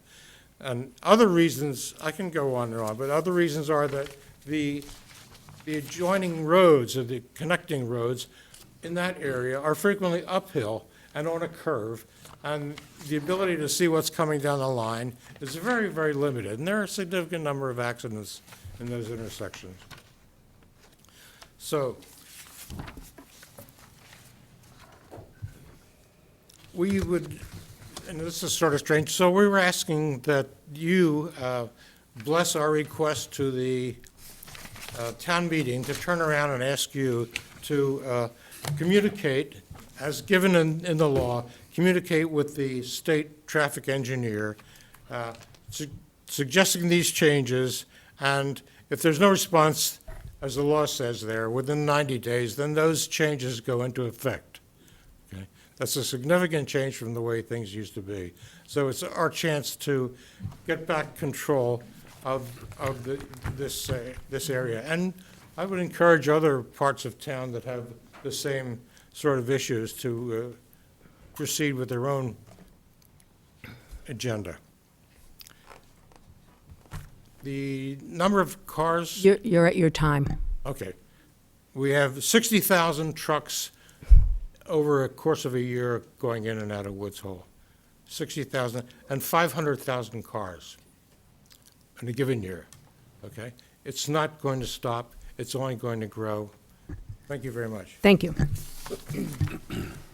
Okay, we're going to move into discuss disposal of surplus firearms. And I want to frame this a little bit because there's been a lot of conversation about how much public comment we're going to take.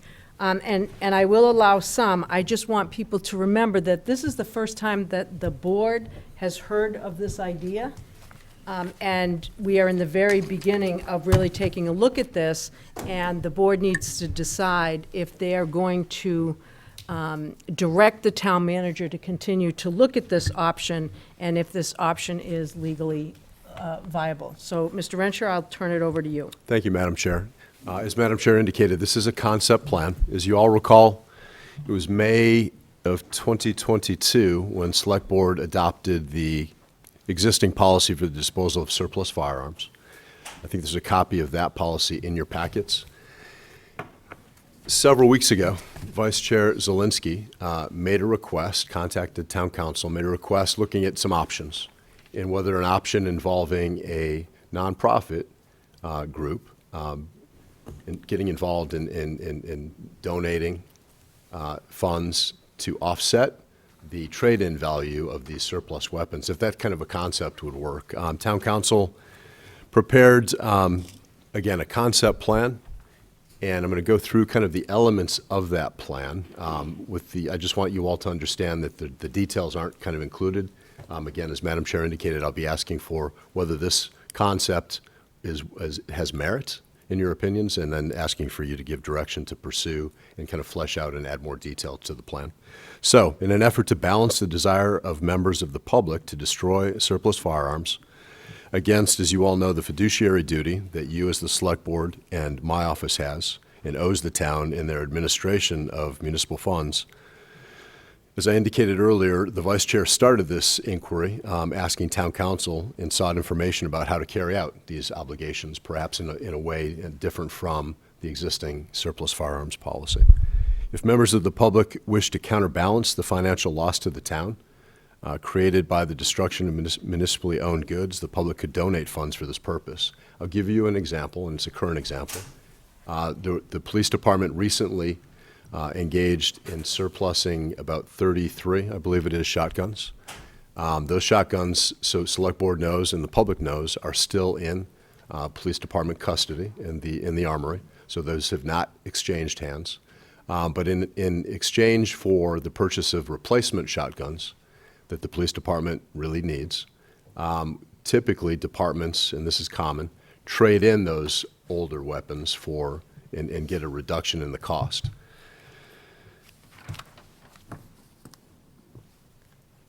Town Council has indicated that there's going to have to be some more consultation, and I've had some preliminary discussion with the Finance Office and Town Accountant with regards to the most appropriate method for a donation from a community group, whether it be a gift or a donation or some type of a revolving account. And as I mentioned, I have spoken recently with the Finance Director who spoke with the Town Accountant, and we believe that the most viable and the best option would be a revolving account fund for this type of a purpose. But again, we'll kind of flesh those details out as we go along.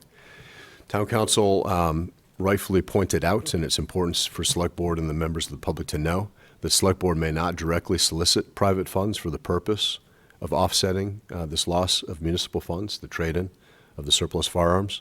And secondly, the Select Board is certainly under no obligation to destroy municipal property, even if members of the public donate funds for the purpose. So again, as Madam Chair indicated, I'm asking tonight for direction. If Select Board sees merit in pursuing this option involving members of the public donating into this revolving fund to offset those municipal funds and the trade-in value of those weapons, it's going to require a little bit more research, myself working with Town Council, to kind of fill in the details, and I'd be happy to bring that product back to Select Board for future discussion and a possible vote. But right now, it's just kind of a concept plan, as I indicated earlier. If I may? Yes, Mr. Muscally. A few questions, but first of all, who would be setting up this nonprofit, this concept of a nonprofit? I mean, has there been any discussion about such a nonprofit coming into existence? Madam Chair and Select Board Member Muscali, I think I mentioned nonprofit. I don't think it has to be a nonprofit specifically. And Town Council, maybe you can add to that. So this wouldn't be something that the town would create. This is just an opportunity for a nonprofit to be able to donate to offset the municipal loss of finances. But there's no identified nonprofit at this point. No. It's just, No. it's just a, This an is just a idea. theoretical conversation. Okay, and But then- it's important to know that the town would not be in charge of setting up a nonprofit. That's just not a possibility. Understood. And then maybe you could explain the fiduciary duty that you mentioned before, as You far sure? as the town's fiduciary duty for the public, what you're actually referring to. Sure. Madam Chair and Select Board Member Muscali, the fiduciary duty is our obligation to make sure that we're utilizing public funds and being responsible for how those public funds are expended. That's the fiduciary responsibility and obligation. And how, so when we're talking about expending funds, you mean not trading them in and getting value for them? Is that what you're referring to as our obligation? In essence, we have a value. There's a surplus residual value to those weapons. And in the past, Falmouth PD and some others, again, in other jurisdictions, other communities that have managed, typically uses that surplus value as a trade-in to lower the purchase cost of the replacement weapons. I mean, I was not part of the board when it adopted the disposal policy, and I don't think it was included in our materials, but did that policy consider this issue as far as what was going to happen with the trade-in of the firearms? So I wasn't I wasn't here either. But so I can tell, so I can't speak to what it considered when Select Board made the decision back in May of 2022. In effect, well, I can state this. Select Board granted the Town Manager's Office the authority to dispose of the surplus firearms as follows. Firearms of any value that could be legally purchased, owned, or possessed in Massachusetts by anyone who holds a valid Massachusetts firearms identification card or license to carry, that are deemed surplus by the Chief of Police, may be destroyed in a safe and appropriate manner, or may otherwise be disposed of in a manner that assures that the surplus firearms will be resold to individuals who are qualified to purchase, own, or possess them under Massachusetts laws. Firearms of any value that are subject to the so-called assault weapons ban or any other similarly restricted firearms under Massachusetts general law, as may be amended, that are deemed surplus by the Chief of Police shall be destroyed in a safe, appropriate manner or disposed of in a manner that assures the surplus firearms will only be resold to individuals who are qualified to purchase, own, or possess them under Massachusetts laws, with a preference to consideration that the surplus firearms be sold back to active members of the Falmouth Police Department.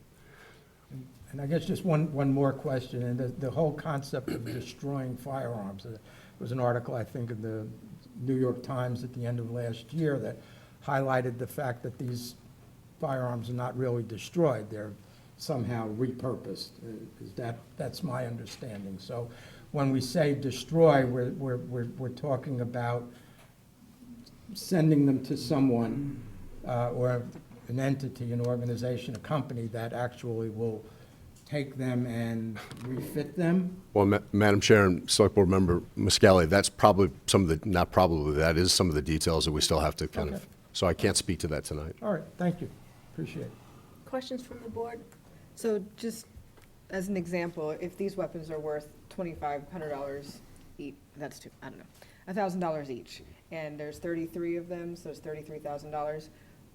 In order for us to follow through with whatever disposal is going to mean, we would need to have this potentially revolving account have $33,000 in it that the town would then receive before sending off the firearms to be destroyed or repurposed? Yes. Okay. Thank you. And I think, correct me if I'm wrong, but part of this is if we had the money and we were being responsible in terms of our fiduciary responsibility, they could be destroyed because the money would be there. Right. Like, really destroyed. Am I correct? Maybe turned into shovels. That is another kind of a concept that's been discussed, is turning them into some other, repurposing them and turning them into shovels or farm agricultural kind of product. Yes. Right. I'd like to clarify. Yes. Would it necessarily need to be an organized nonprofit, or could it just be a citizens activation, citizens group? It wouldn't have to be that organized. The key would really be to have there be some policy created by this board as to how the offset would work, what the mechanisms were, if there was some sort of tipping point that would allow the town manager to act once there was certain amount of funds in there. And the other key point is, I can't stress this enough, that the select board would be prohibited from targeting solicitations from the public. But where the money came from, it's not particularly relevant. It just might be helpful if there was an organized 501c3, because they would be able to, in an organized fashion, raise funds to do that for this purpose.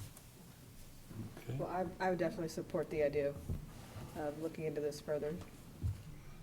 Are there, Go ahead. any evidence of any other town that's already taken up sort of policy like this?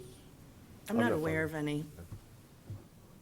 And so there would be some details that would need to be looked at a little bit more closely because of that. Go ahead, Mr. So I guess Muscali. the question is, when you talk about breach of fiduciary duty, that, raises my level a lot. I mean, are you saying that if we don't get value, we are absolutely breaching our fiduciary duty, or we may be breaching our fiduciary duty because other factors come into play? I can speak to that as far as the procurement law goes. The Procurement Act the purpose of it is to make sure that municipalities are getting value for municipal funds, for goods and services. That's the crux of that fiduciary duty. Generally speaking, destruction of municipal goods isn't allowed, but there are exceptions where the void there is filled by the will of the people. So here, how that translates into this particular example is you're generally not allowed to just destroy goods that were paid for with municipal funds. But if the residents, if the taxpayers exhibit a desire to destroy a particular set of goods and forego that fiduciary duty, then the select board would be able to go ahead and do that without undermining the fiduciary duty, if that makes sense. Question? Yes. How is that decided, or how is that figured out, the will of the people? Totality of the circumstances. So continuing with this example, there's been a vocal part of the community that has asked for the destruction of the firearms. There was also a recent town meeting vote where there was an attempt to pass a bylaw that would have codified this policy, and it did pass town meeting. The proposed bylaw was shot down by the AG's office because there were some conflicts with the Procurement Act and the policy that couldn't be resolved. But those examples would support a conclusion about what the will of the people is. So does that mean then we can forego this whole revolving account thing and just destroy them? Well, so you could, and there's a policy that says that. However, there is still this fiduciary duty, and so the whole purpose of this conversation in the first place was to examine whether the will of the people was sufficient enough to balance out that fiduciary duty. There was a concern that it wasn't enough, that perhaps we needed to figure out whether there still needed to be some sort of financial offset in addition to the will of the people. Because again, municipal goods can't simply be destroyed. You have to have a purpose for it. There has to be some sort of good that comes out of it. Understood, thank you. Mr. Brown. And we also just can't give them away either. It's part of the responsibility. But I seem to remember that we had some kind of communication from the Inspector General's office that advised us of some sort of dollar threshold. It's $10,000. Okay. And so whether or not we would trigger that with these shotguns, I'm not really sure. It would have to be factored into whatever policy came out of this discussion. So anything over $10,000, you would have to follow the. No, you can only destroy up to $10,000 worth of goods. In any 1 year. It doesn't say. Any one transaction, I think. I think it's a transaction, but, we're kind of treading on new ground here, so. Certainly support pursuing all options at this point. So let me just get some public input, because I know we have a couple of people here. And again, it's a concept, it's an idea, we're not voting tonight, but I certainly said that I would allow some public comment. So there's some folks here from the Falmouth Gun Safety Coalition and a couple of the churches. And my name is Nan Logan. I live on Woods Hole Road. And I'm just excited to hear that we're having this conversation again. I hear some good questions, a lot of understanding about what's going on. And just off script for a minute, because I do have like a 2-minute script here, but off script, I want to say that yes, we have a responsibility fiduciarily and also for the safety of our citizens. So we'll say that. The second off script thing I have is from my friend, Janet Folger, who just before I came, she sent me a link to something from Hawaii News Now that said the city of Honolulu will destroy $500,000 worth of old police guns instead of selling them and to keep them off the streets. So anyway, If I may. Thank you much, Town Manager Renshaw, for opening this up, and hopefully we will get a good resolution. Thank you for recognizing the clearly expressed desire of Falmouth residents to destroy surplus town guns. We understand that the town manager has the responsibility to determine the disposition, and we are here from the Falmouth Gun Safety Coalition to support you in paying the full purchase price for the new shotguns, which would open the way to the destruction of the old guns. Why would you want to do this when it would forego some cash the town might realize from a trade? Well, there are several reasons. The first is to avoid the loss of control of the guns, which could result in injuries and death. As Reverend Mebane said, gun violence will not end as a result of guns being destroyed by the town. However, such disposition will guarantee that the weapons in question will never be used in a school shooting, a suicide, domestic abuse, robbery, or a hate crime. Second, to acknowledge the value of safety in our communities versus the value of dollars. You understand that while there is some cash value in a trade, residents have shown several times in the past few years clearly that they are more concerned with the important safety value in preventing police guns from entering into private homes. Third reason, as Henry David Thoreau has said, to simplify. It is simpler to pay the full value than to concoct a new donation plan to make up what looks like, as far as I can tell from the bid that I've seen, would amount to $4,000. While we are confident the residents would come forward generously, creating and administering a system for such donations would be at the cost of work hours of department heads and staff, and likely, on balance, would end up costing the town. So I think I speak for the Gun Safety Coalition to say that we stand by to help you make this possible. And I would like to introduce Reverend Deborah Warner, who was very influential in getting the actions passed now 2 years ago. So my name is Deborah Warner, and I'm the retired minister, having served as the rector Episcopal minister, having served as the rector at the Church of Messiah in Woods Hole from 2005 to 2022. I just want to join Nan in thanking you for letting us speak this evening. And Mr. Renshaw, I've never met you, so welcome to town. And I don't think told you would. I met you. That's right. That's right. I'm ready to work with members of the board as well as other leaders in the town of Falmouth government on specifics as to how the town could implement a plan that meets the fiduciary responsibilities of the citizens. Yet I'm here to speak from a broader perspective about worth and cost, not in a financial sense of those words, but a wider and deeper sense. Let me share a very brief experience I had last year while volunteering one afternoon with a reading program at the East Falmouth School. Our group was underway when a staff person came into the room and told us not to leave the room and to pull down the shades. She said it was an active shooter drill. 2 of the 4 children appeared nonchalant. Another was visibly anxious, while the 4th student became hyperactive. I tried to reassure them that this was a drill and not to worry. We were safe.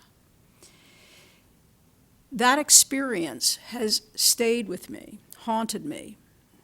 Unlike the drills some of us remember in the late 1950s and the early 60s, the reality behind this drill is all too real to students, teachers, and adults alike. We know what the aftermath looks like when an active shooter fires shots into a school or a church, a movie theater, a restaurant, grocery store, sidewalk, or just happened last week on a highway. We've seen the footage over and over again far too often. So my question is, what's the psychological cost that's being incurred by all of us when such random acts, not of kindness, but of shootings occur? What's the cost? We're all paying it. The effort we're doing and have here in this room this evening is to count the cost and to ask, what's the cost of continuing to allow surplus firearms to go back into circulation that belong to the police? What's the cost? And are we willing to pay that cost? We can raise funds to meet the town's fiduciary responsibility. I have no question about that at all.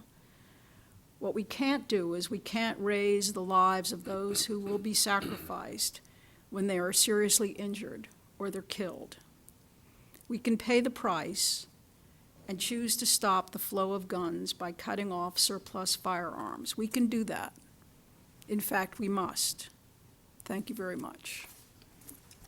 We'll take a few more comments. There's a representative here from the White Congregational Church. Great. Good evening. My name is Lynn Shad. I'm actually here representing Nell Fields, Reverend Nell Fields. She was unable to make it here, but she asked me to read this letter that she prepared for Mr. Renshaw. Dear Mr. Renshaw, I am writing you to express my support in destroying defunct or unneeded firearms owned by the Falmouth Police Department. Destroying these firearms ensures that they are not resold or distributed to people who would use them for criminal activity.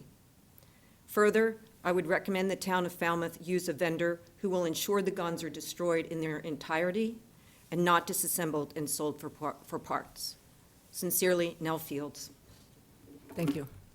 Thank you.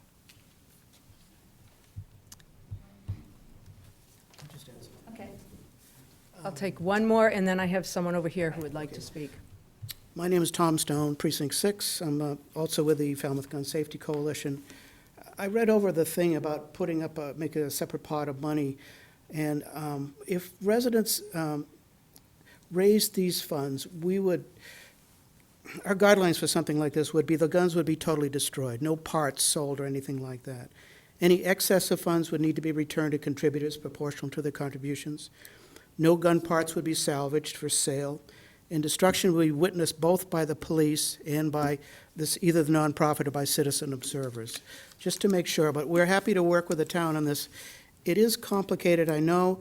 One of the things that most concerned me in what I read was that if the town created a fund like this, or we were able to contribute into a fund like this, that the town wouldn't necessarily let us use it. Do you remember that in your statement? You couldn't guarantee that the guns would be destroyed. Okay.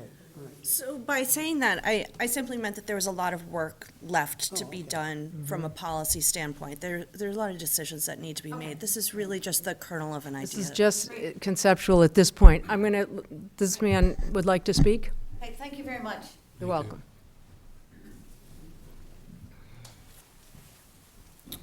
Good evening. Matthew Hanley from Thomas Landis Road. I do have some experience in surplus. My company, A&H Recon Shop, took surplus military vehicles and repurposed them for municipal uses. I was the biggest repair shop and outfitter for fire apparatus here on Cape Cod. I worked with a lot of the municipalities to take surplus vehicles, repurpose them for, fire departments. What's more of a worthy use than to take something that would be destroyed and repurpose it for the betterment of the public? I do know from experience that a lot of these manufacturers that are supplying equipment to municipalities and government state agencies do have specific language in those that say how those surplus items are to be disposed of, how they're going to be transported.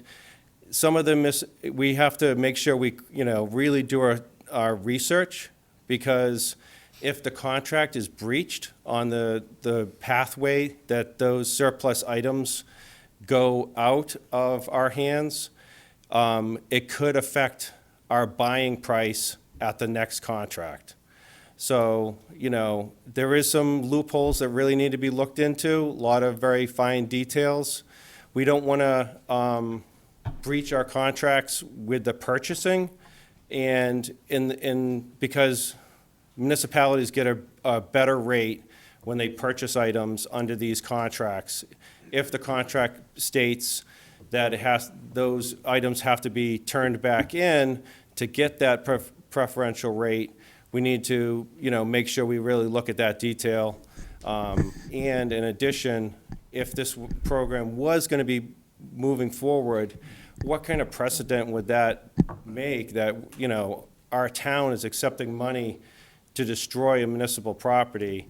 In addition, what's not being quantified is the cost of destroying these items. With the program we have now, we're turning those weapons back in to a licensed distributor or as part of this exchange. It's really an exchange program. They're giving us new weapons at a reduced rate because they're getting weapons back from us. Those weapons aren't, I'm kind of getting the feeling that people don't understand the process. Those weapons are going to a licensed distributor. Those weapons aren't being sold to criminals or people without proper licenses. So, I'm just trying to give another point of view from experience working with surplus, working with government surplus and state surplus. This could be a pitfall for the town of Falmouth, but, the voters will, and the Board of Selectmen will ultimately, cast the die. Thank you. Thank you. And as I said, it prefaced the beginning of this conversation, there are a lot of details, and we're just not there yet. I could just So throw the, out one last thought on that. okay, let me so the task in front of this board is whether or not the board supports the directing the town manager to continue to look into this concept with town council and come back to the board. But before we do that, go ahead, Mr. Brown. I was just going to comment that we often accept donations from different groups. We did it tonight, and we're always thankful.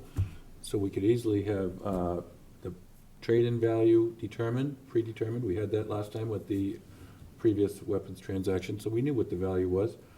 So we would have a target value for the trade-in value of the guns, accept a donation for the similar amount, as close as possible. And I don't think it's very complicated, so I think we could do it.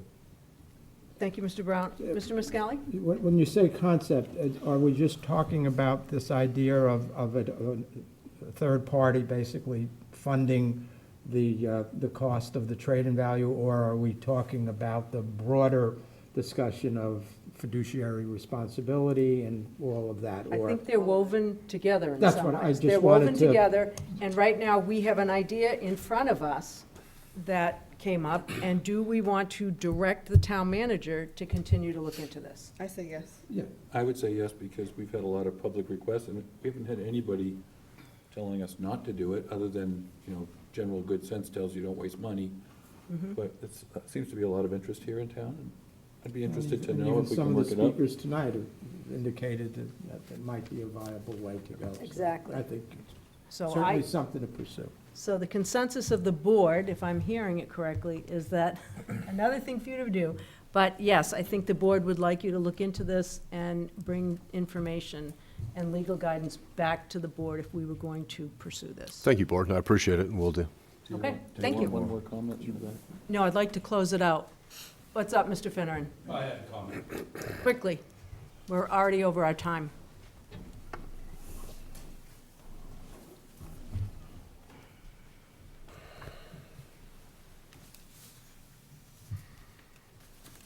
Mark Finneran, Grand Ave. I mean, while you're researching this, you could also research my comments for their validity.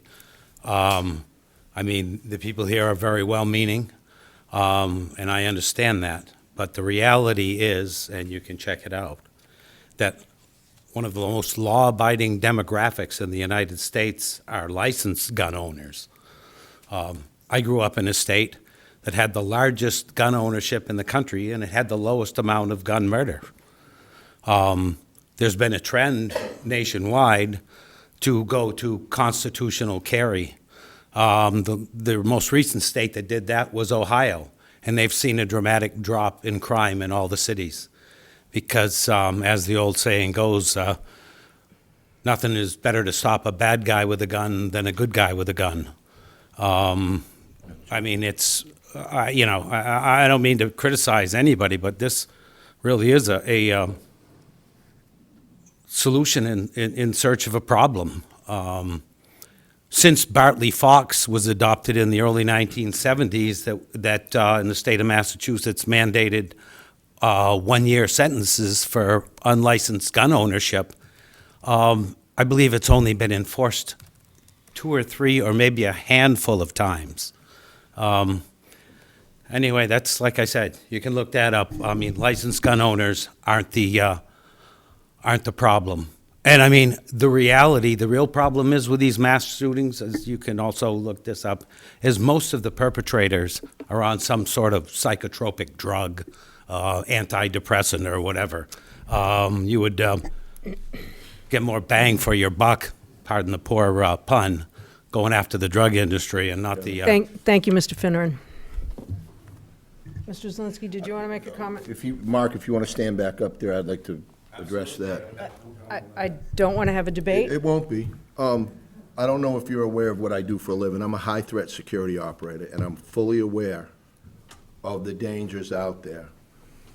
My conceptual idea was just, when you have a town full of people with different opinions, just like you've just proved, it's our job to help satisfy.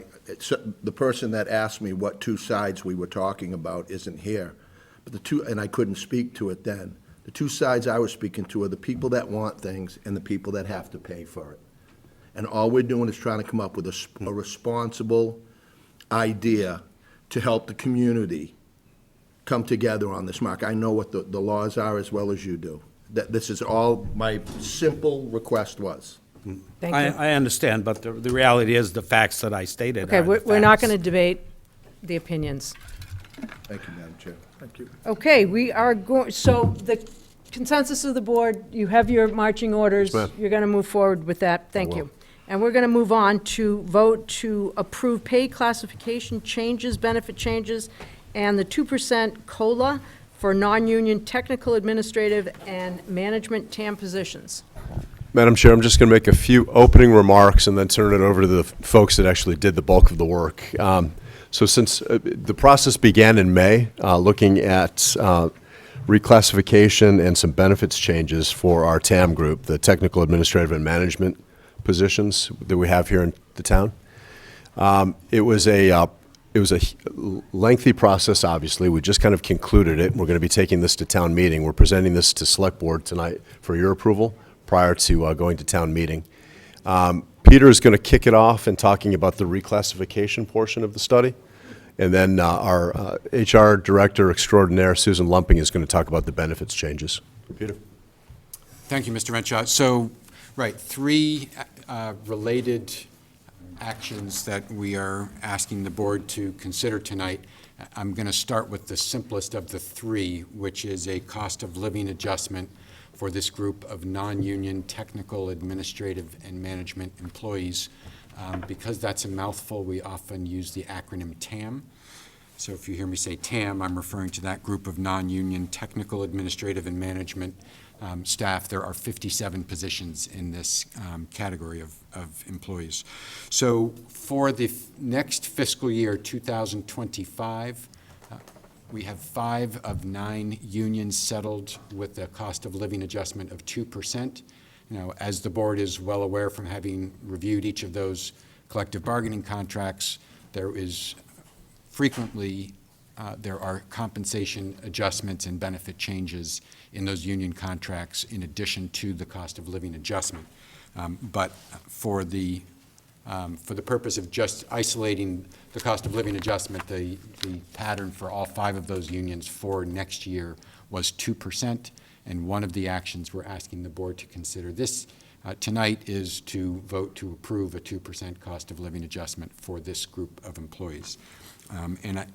You'll see in your packet, I did mention that in the proposed town manager's budget, that 2% COLA is included in the budget, so it is fine. And I think if you want, since these 3 items are related, we can describe all of them, have any discussion, and then come back to votes at the end. So are there any questions on that item, the cost of living adjustment?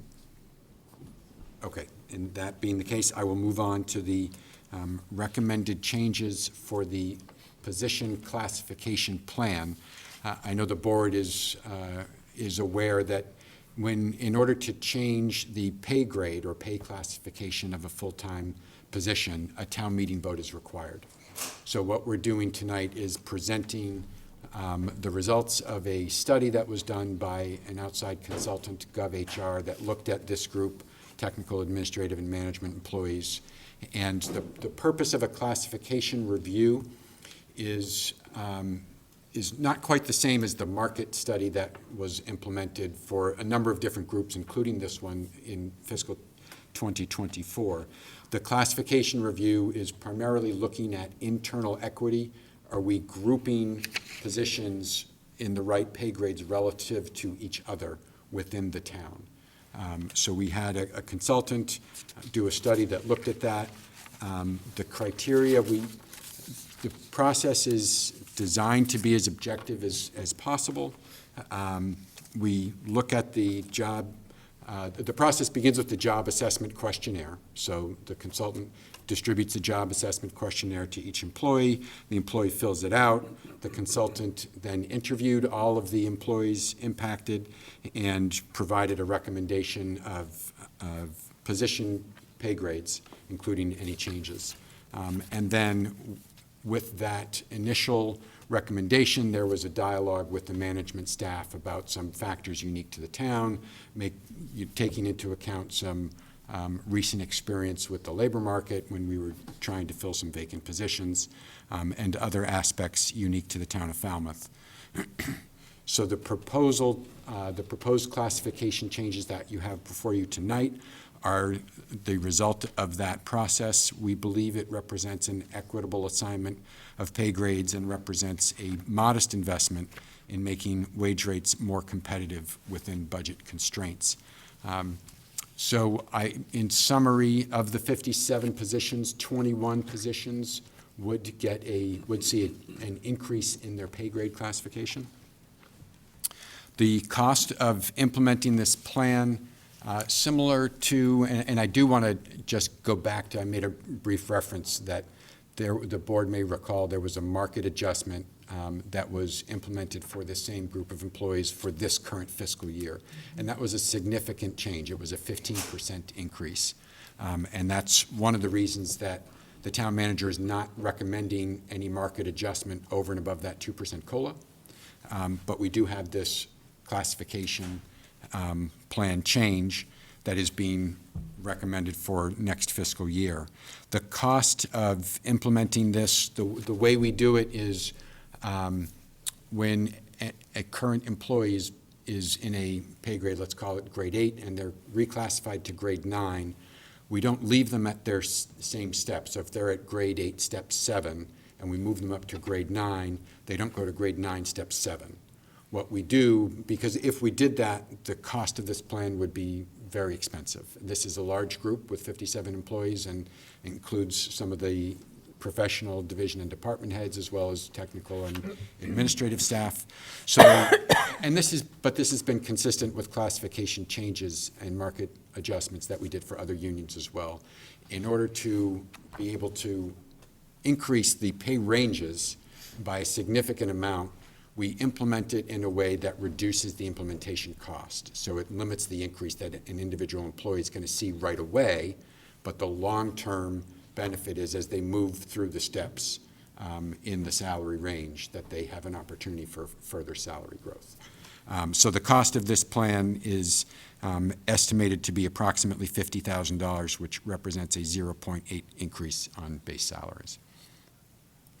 And that cost for, again, this would be to be implemented for the next fiscal year, 2025, and that would need to be paid for from a wage adjustment article which is being proposed for town meeting. So if the board is inclined to support this change in pay classifications, the next steps would be at your next meeting, we would include these pay classification changes in the warrant article. And then that would be subject to approval of the funding on the wage settlement article as well. Questions? Mr. Brown? So the grade really relates to their level of expertise or their professional development? Is that more? It relates to the level of expertise required for the position. So you raise a really good point. We're not evaluating existing employees, right? So it's not about, was this employee hired with a lot of experience or less experience? We're looking at the position sort of as if it were vacant. What it takes to do the job? What's the education level? What's the experience level? What are the, what's the climate, the work hazards? What's the judgment required? And valuing that. Exactly. Mm-hmm. Thank you. Any other questions or comments about this? No, I think it was pretty well explained in the, in the packet and here as well. I probably should note that the board approved conflict of interest disclosures for myself and Susan Lumping, who worked with the town manager and myself on this classification plan, because our positions are included in this group. Yep. Any other questions? I didn't really have any when I came into it, except that one. We're going to transition. So then, yes, Susan Lumping, our Human Resources Director, is here to overview the benefit changes that are proposed. Good evening, and thank you for having me.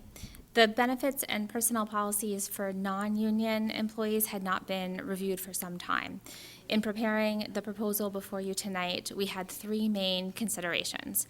The first is to improve recruitment efforts by offering more competitive benefits to attract high-quality candidates. Equally important is to consider retention and to acknowledge our current and our long-term employees. With that in mind, we asked our current employees for input as we developed the proposal, and we tried our best to incorporate the themes that we heard from those employees who responded. Our final consideration was to bring our personnel policies in line with best practices, to reduce administrative overhead, and to reduce accrued benefit liability so that we can ensure that we're the best possible stewards of the taxpayer funds. With these considerations in mind, I'd like to highlight some of the proposed benefit changes to be effective for FY25. There are modest adjustments to vacation benefits, increased longevity payments for our long-term employees. We are proposing to provide uniforms and safety boots for specific positions that require those items.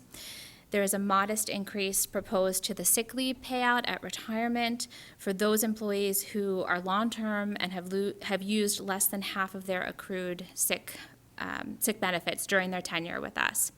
In addition, it's important to us that we foster professional development and continuing education, so we're proposing a tuition reimbursement offering that would provide that for employees, and there is a payback provision if an employee separates from service within 3 years of having that benefit. The cost of this proposal is estimated to be approximately $100,000, which represents about 1.7% of the base wages for this group of employees. But this number is before we account for any savings due to the decreases in the benefit liabilities and the decrease in the administrative overhead to maintain the benefits. And this cost can be funded by the wage settlement article that's proposed in the April town meeting. We'd like to thank you for your consideration. Any questions? No, I think it's a great investment because if people are taking a little extra effort to get extra classes and improving their skills, I think we all benefit. Absolutely.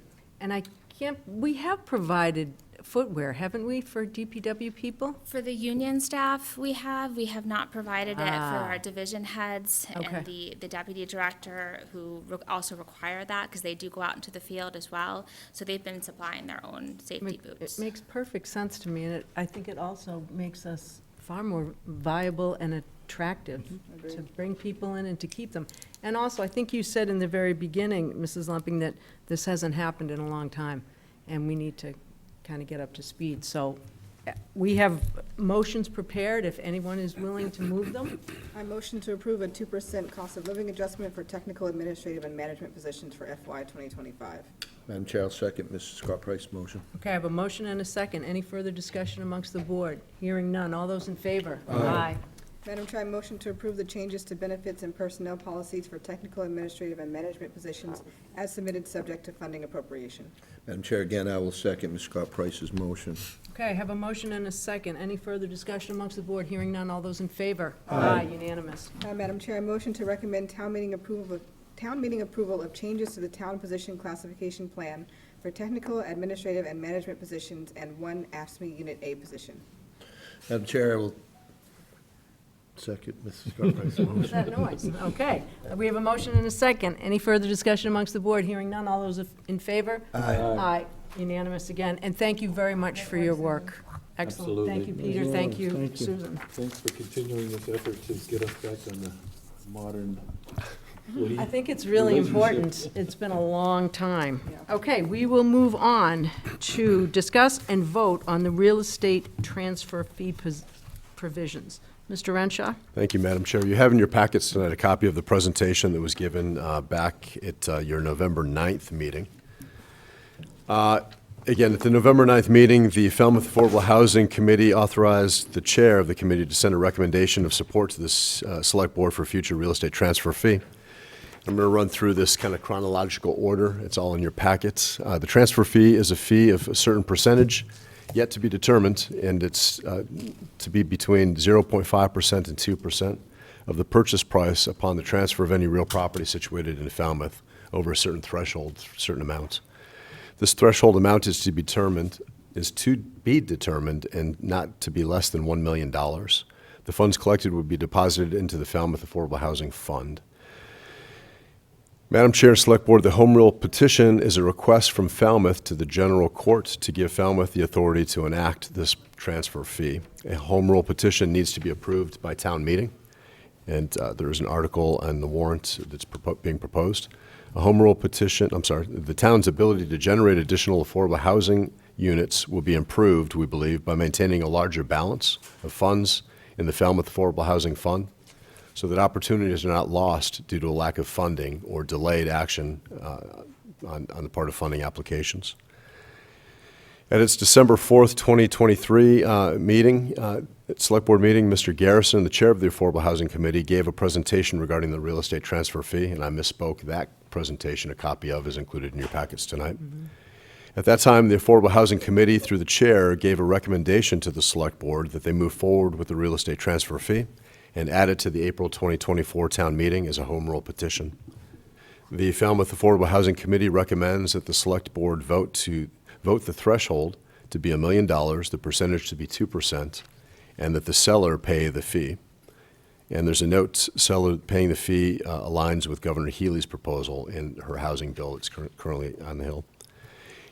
Again, at the December 4th, 2023 Select Board meeting, Select Board approved putting the real estate transfer fee on the Springtown meeting and to hold a community outreach meeting. I attended that community outreach meeting back on January 16th. It was over at the Senior Center. Kim Fish, our housing coordinator, Mr. Garrison, the chair of the Affordable Housing Committee, Wang Lingenfelter with the EDIC, and State Representative Dylan Fernandez and Mr. Tucker Holland, the Nantucket Housing Director, or our counterpart over in Nantucket, spoke on the matter. After the presentation, it was open to the public for their comments. There's a copy of comments from the 20 people or so that participated in that public outreach included in your packets tonight. For the 4 were in support, 2 were in support, 2 were in support but had some suggestions and some variances, and 2 spoke in opposition to a transfer fee. Ms. Fish, the housing coordinator, requested the public to email any comments that they had to the Select Board to a particular address, housing@falmouth.gov, falmouthma.gov. There were 18 emails received, and again, those copies of those emails are included in your packet. One email had 30 signatures of support. 36 were in support, 2 were in support but with suggestions, and 9 in opposition. And I'm asking the Select Board, if you haven't already, to kind of review to the packet and those emails that were submitted, the input that was submitted. Madam Chair and Select Board, it's my recommendation that the Select Board vote to approve the same recommendation that was made by the Affordable Housing Committee back in December. And again, recommending that that threshold be $1 million, the percentage of the fee be 2%, and that the seller pay the fee for the transaction. There's recommended motions included in your packet, and with that, I'll be happy to answer any of your questions. Mr. Muscali? So as I understand it, what we would be doing tonight would be coming up with an agreement as to the threshold and the percentage. whether it's as recommended or some other combination thereof, so that you would be able to draft the home rule petition, which may or may not align with what the state legislature may ultimately do on this issue. That's kind of where we are, Peter, right? Okay. So my threshold question to you, Mr. Town Manager, is by when do you need this direction so that you can prepare a home rule petition? Because from my perspective, reading over all of the materials, there's a lot of different comments that have been raised, many of them justified. I'm personally a little uncomfortable with making that decision this evening, so I'd like to know when you think you would need to have that direction so that you could prepare a home rule petition. Sure, it's my understanding that the Select Board will be voting on February 26th, the recommendations, is that correct? Mm-hmm. So that's the answer. By the 26th, then this is the meeting in between. So we're asking for the Select Board vote tonight to give us that direction so that we can work with Town Council to develop that article, the recommendation language. So when we bring it back to you on the 26th with that final votes of the recommendation, you have it in front of you. Mr. Brown? I have some thoughts about this, and I think a lot of people made comments that the nature of it was not as equitable as maybe it could be. And I'm wondering why we don't consider what some people had recommended would be a graduated scale as the price of the house goes up. For instance, I would like to consider a 0.5%, on a $500,000 house rather than going right to the 1 million and just going up. And then I'd like to go, when we get to 1 million, go to 1%. Get to $1.5 million, go to 1.5%. And then when you get to 2 million and above, go to the 2%. And I also don't understand the logic of having either the buyer or the seller, why don't they split it? Share the pain. So that's my thoughts on it. Mr. Muscally? If I may, so just, I think to make, as I understand it, the proposal we're talking about ranging from 0.5 to 2%, and a threshold of $1 million is really because that's what's baked into Governor Healy's proposal. We could actually come up with different numbers and different thresholds. We don't have to deal with 0.5. I mean, theoretically, we could put in a home rule petition that was at 3% of, theoretically, I think we could. I don't know, can I ask Town Council that question? I can't speak to that. Yes, I'm paying attention. What was the question? Whether, are we bound by the 0.5% to 2% range that I've included in this request? Or is I that- think can we're they go just outside? mirroring the governor's proposal. That's right. With the hope that ultimately it would speed things through if our home rule petition and the town meeting vote coincide with what the legislature in their ultimate wisdom may decide to do. Right. So There's room for a little bit of movement with these terms. But in the end, as I think where you're going with this, Mr. Muscally, is that the purpose of this exercise is really to push the legislature to act. So I'm not certain that we need to get bogged down in the details of this, that the important part is to submit a home rule petition to let the legislature know that this is important. So it just, I'm sorry, I was just going to follow up. I agree with Mr. Brown, but in everything but the 500,000. I would agree with a sliding scale of 1% on anything above $1 million up to 1.5 million, above 1.5 million, 1.5%, anything above 2 million, I would go with 2%. So I would leave the lower priced houses, which, are not, we're not talking about a huge amount of money, but for people, I think it's a significant amount. So I would start at $1 million. But to your point about who pays it, listen, we've all bought and sold houses. we know that at the end of the day, the buyer is paying it because the seller's got to agree on a price that he or she is agreeable to, factoring in that he or she has to pay a transfer fee. Well, So I wouldn't get bogged The down. with- recommended is that the seller pay it. Well, that's what I'm saying. At the end of the day, it really doesn't matter who you agree with. If the seller is paying, I mean, how, the buyer is not gonna give the seller the same price if the buyer has to pay that fee. That's my point. So I wouldn't get bogged down with, worrying too much about splitting it or anything like that, because when you go to the registry, somebody's gotta make sure, the title company or whatever's gotta make sure the payment is made. So I would hold it as the seller paying, because at the end of the day, the seller's paying it, but the buyer's really paying it. My question was, if we put whatever language we put in now, and then let's say the legislature has the same language, could we adjust our home rule petition later?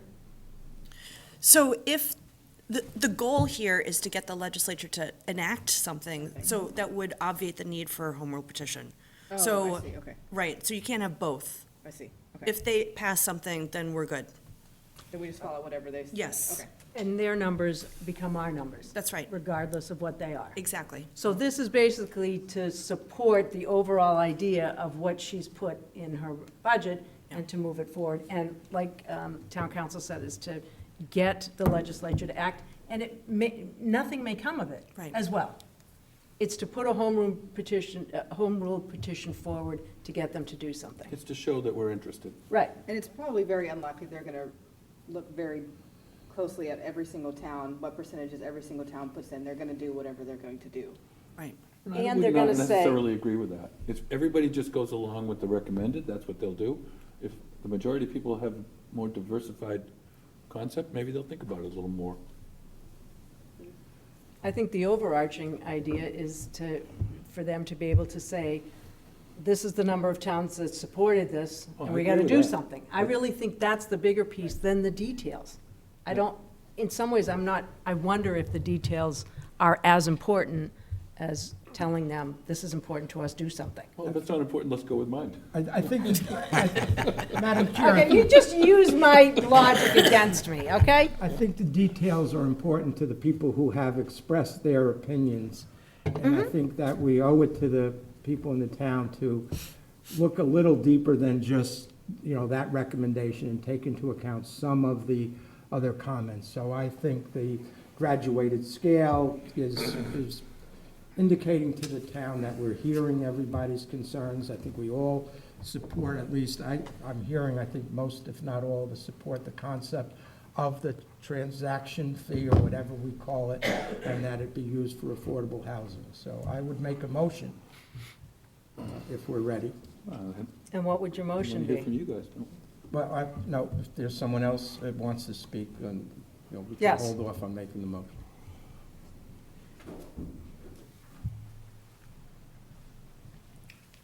Good evening, Dave Garrison, Chair of the Affordable Housing Committee. You've heard from me already about the substance, so I won't go into that, but I do want to point out a procedural matter here. The idea behind the proposal that you have in front of you is that we send forward to our town meeting an approach which is as close as possible to what we think is going to come out of the governor's proposal enacted by the legislature, so that when the governor's proposal is enacted as part of the bond bill, properly sometime next summer, this coming summer, the town would then be able to proceed ahead with the transfer fee program without having to go back and have a version of it approved by the town meeting. That would save the town about a year in the process here, and it would enable the town to go ahead with the transfer fee right away. Now, that's a premise which I advanced to you because I've been advised by the discussions with the town staff that if it lines up properly, that could happen. I'm not the source of that. The town council needs to be consulted on that matter, but that is my understanding of what we're trying to accomplish here.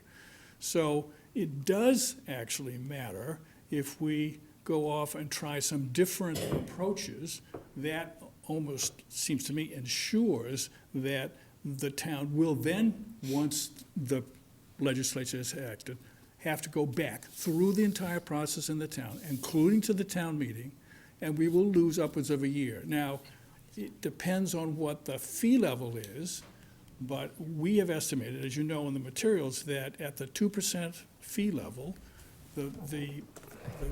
we've estimated something in the range of $2.3 million would be available using the 2023 data that we have. Now, that number is underestimated because it doesn't include private sales, it only includes the information we have from realtors. It's overestimated because there are lots of exemptions that are going to be part of this package, and so we don't really know what the number is. But as an order of magnitude, 2.3 is the gross, if you will.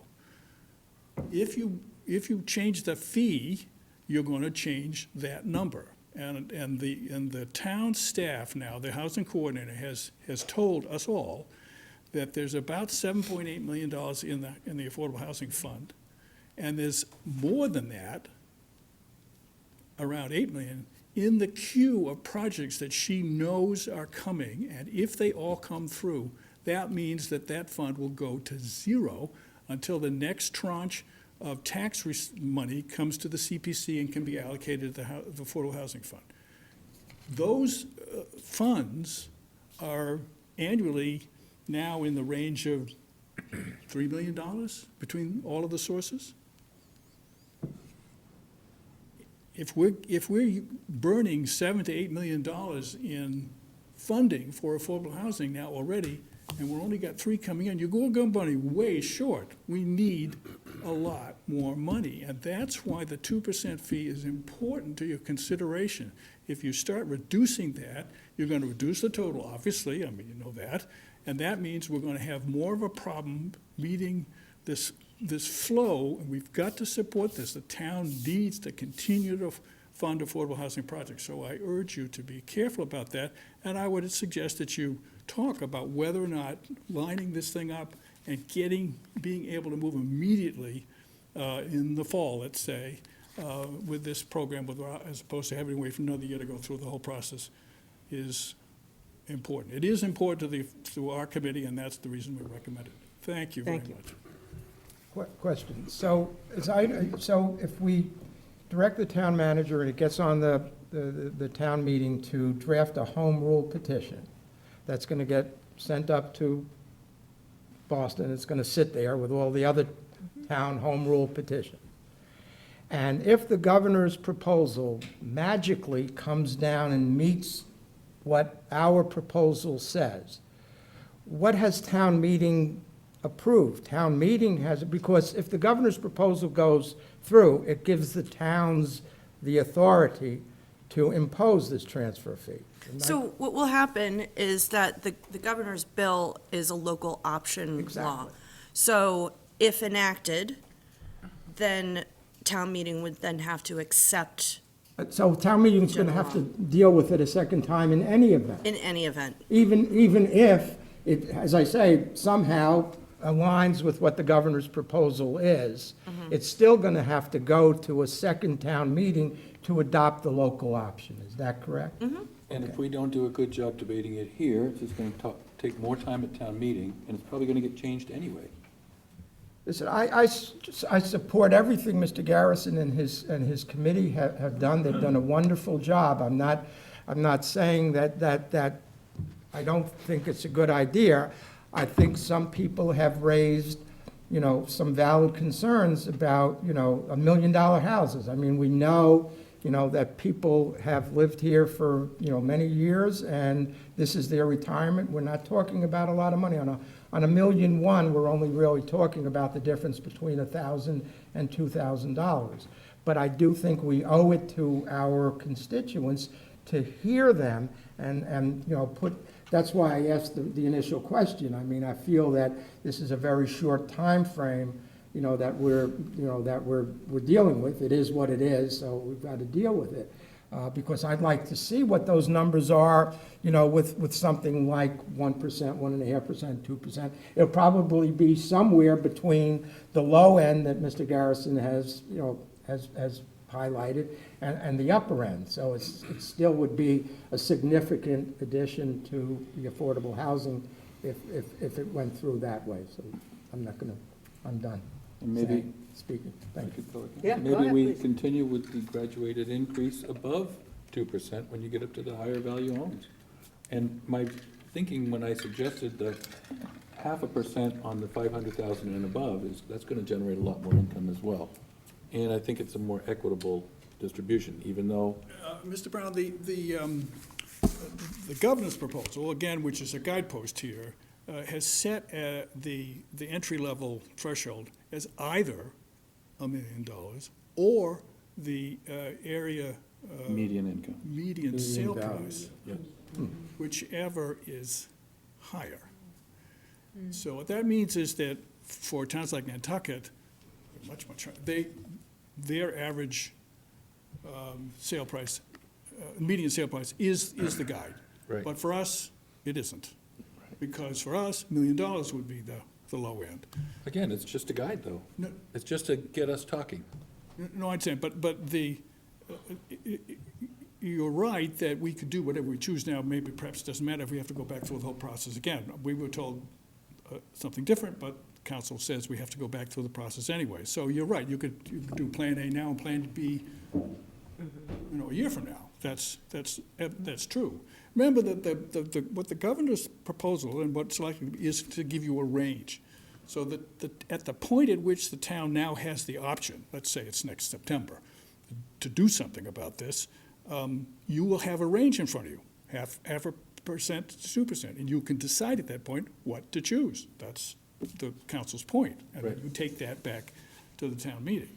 So whatever number you choose between now and then. Now, if you introduce a graduated thing, fine, but if the legislation doesn't support that, then you have to go back to their proposal. So Right. you have choices. I'm just trying to prepare for this Mr. town Finneran? meeting. Yep.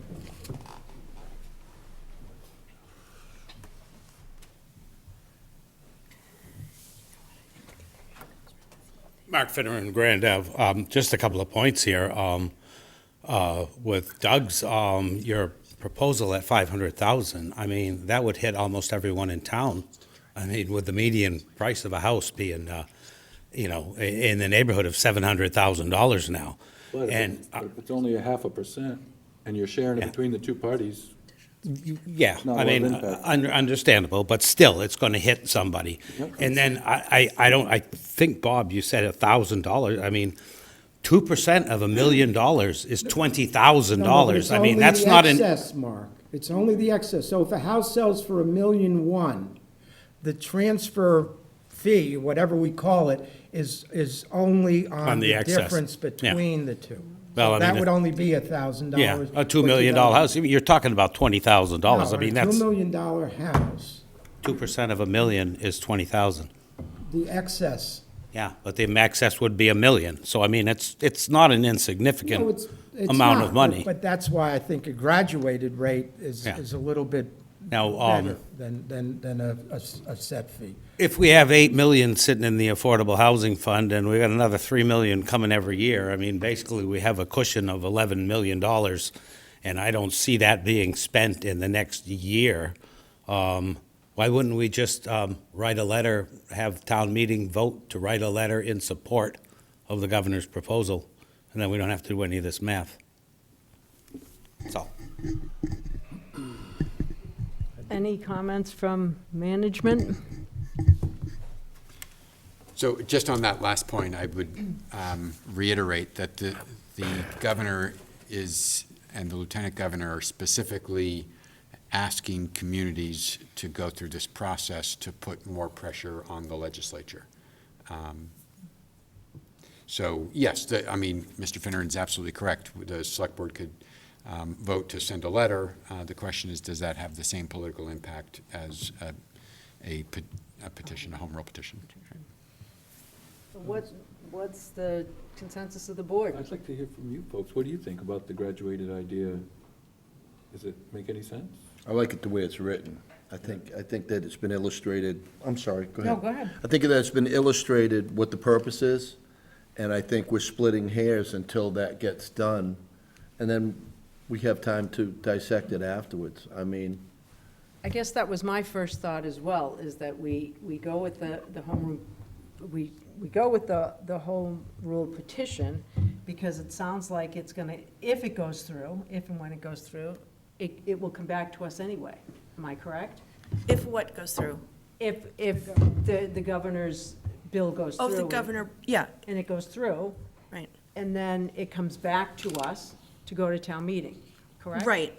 That's what I see as the actual pathway here, that there will be strength in numbers. As many communities as possible will file these home rule petitions. They're all going to look a little bit different because select boards across the Commonwealth are having this same discussion.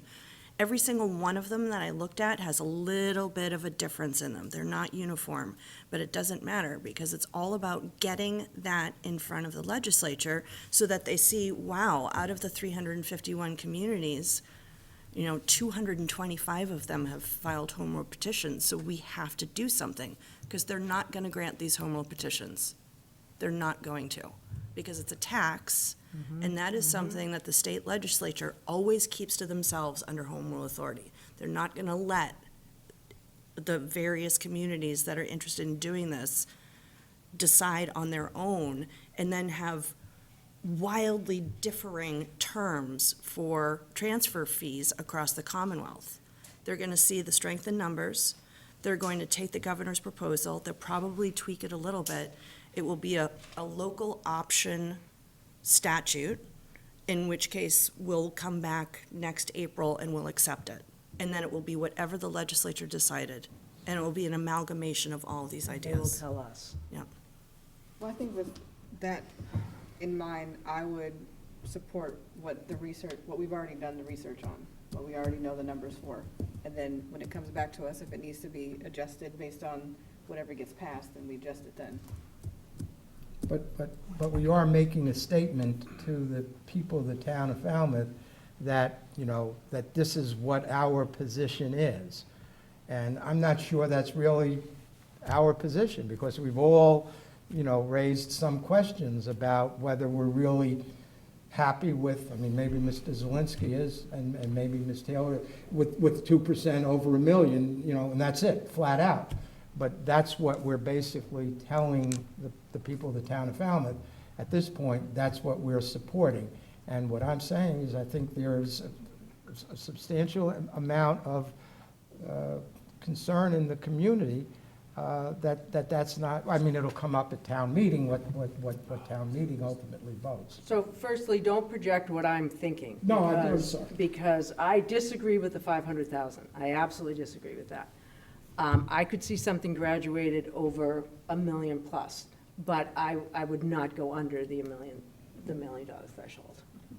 Go I ahead. think one thing to consider here is that we know that this is going to have to come back to us, and we are on a shortened timeline. We don't have the opportunity to go back and look at graduated numbers and look at things differently. So I think that's something to be considered. I think it's also something to be considered that some of the opposition said they don't believe that there's an affordable housing crisis, and that if people can't afford to live here, they should just leave, but then also saying that if we institute this, then people are gonna move, which I think. That was only a couple of people, though. I wasn't really Well, but- generally. But the point is, we're only talking to a couple of people, only 20 people showed up to this Right. one meeting. That's also only a couple of people. But we got a lot more emails. We do have a lot of emails. I think my point is, we have to do something tonight. We have options in front of us that have been vetted, and we know that this is not the end-all, be-all, that we have to have another discussion about this after it's potentially, hopefully, voted and passed through the governor's office and the legislature. If I could, I don't know that that's actually true, because it sounds like if it gets voted in a particular way, it becomes state law. Yeah, but We then- might be bound by what we get. No, we're gonna have to do a local option. At some point in Not if time. it becomes No, general law. local acceptance, not a local. Well- So my guess is that whatever the legislature passes will be a statute, and we can accept the statute or not accept the statute. And that's where we can have And another it will be conversation. their terms. Right, and So- so The we state wouldn't be will able set to- terms. I'm sorry. But we can't amend them at that point. Well, I don't know, there's no law, like, they haven't done it yet. Got it. But if there is an opportunity to amend it, then we have an opportunity to amend it and have a discussion. And if we can't amend it, then we can have a conversation about accepting it or not. Right.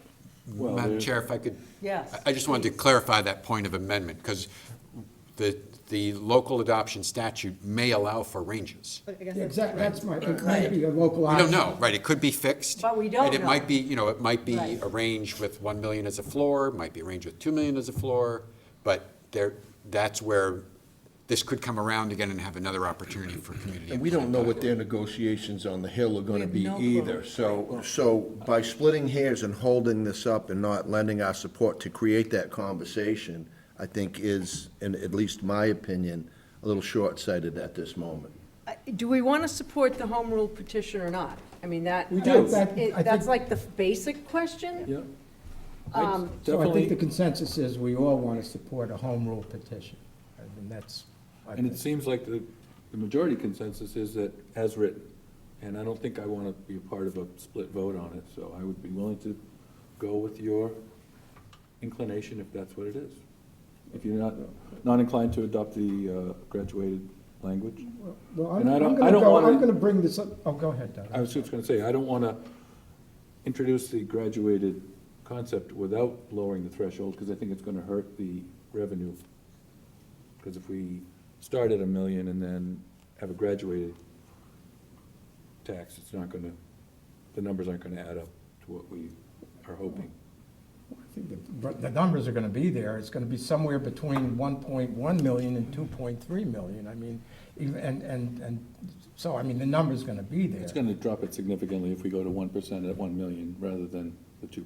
But not if, but Right. not if you bring in the 1.5 over the million. Well, it's gonna be already at 2 in the other scenario, so it is gonna hurt the numbers. And there's a large volume that's gonna be between the 500 and the million, so that's why I was thinking of, in terms of fairness, equity, and revenue. But if you guys wanna just go with as written, I'm willing to change my position. Just throwing it out there, I could see if I could get support for it, but As I said, I could support the graduated over 1 million, but not under.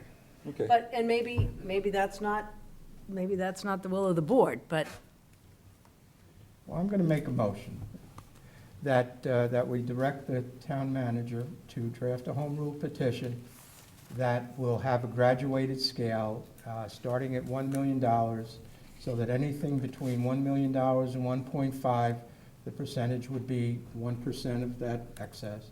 That from 1.5 million to 2 million, that the percentage would be 1.5%, and above 2 million, it would be 2%. Clarifying question before we vote that. Is there time and opportunity for that to happen, for us to take a vote at the next meeting for town meeting? Like, can that really actually be done? Would it be possible to bring that back to us at the next meeting and have us vote it at the next meeting? Well, they have to prepare, they kinda need to know what we're thinking today. Right, that's why I'm asking. We could certainly have numbers behind those calculations. I think that to show the comparison, but I think, yeah, we need your direction in terms of what to put, the language to put in the recommendation. And you need that tonight. We do. Otherwise, I can't work with town council to draft the language without that starting point. So the motion that Mr. Muscali just made it's not necessarily possible to do that, because it's not, or, well, No, I think that motion would be a direction to Mr. Renshaw I to see, okay. draft the home rule petition How to with write those the- parameters. And can we also include splitting the cost between the buyer and the seller? Because I heard what you said earlier, but, the price is the price. We all can dream of what we can sell our house for, but you're only gonna get what it's worth. I think splitting the cost, Doug, actually causes problems at the registry when the deeds are gonna be recorded. I just think that it's just cleaner to have one party or the other, and in my opinion, it would be payable by the seller. I agree that, with Mr. Garrison, that's what the governor's proposal is. All right. Done? With your, I'll second Mr. Muscali's motion. okay, we have a motion and a second. Any further discussion amongst the board? Nope. All those in favor? Aye. Aye.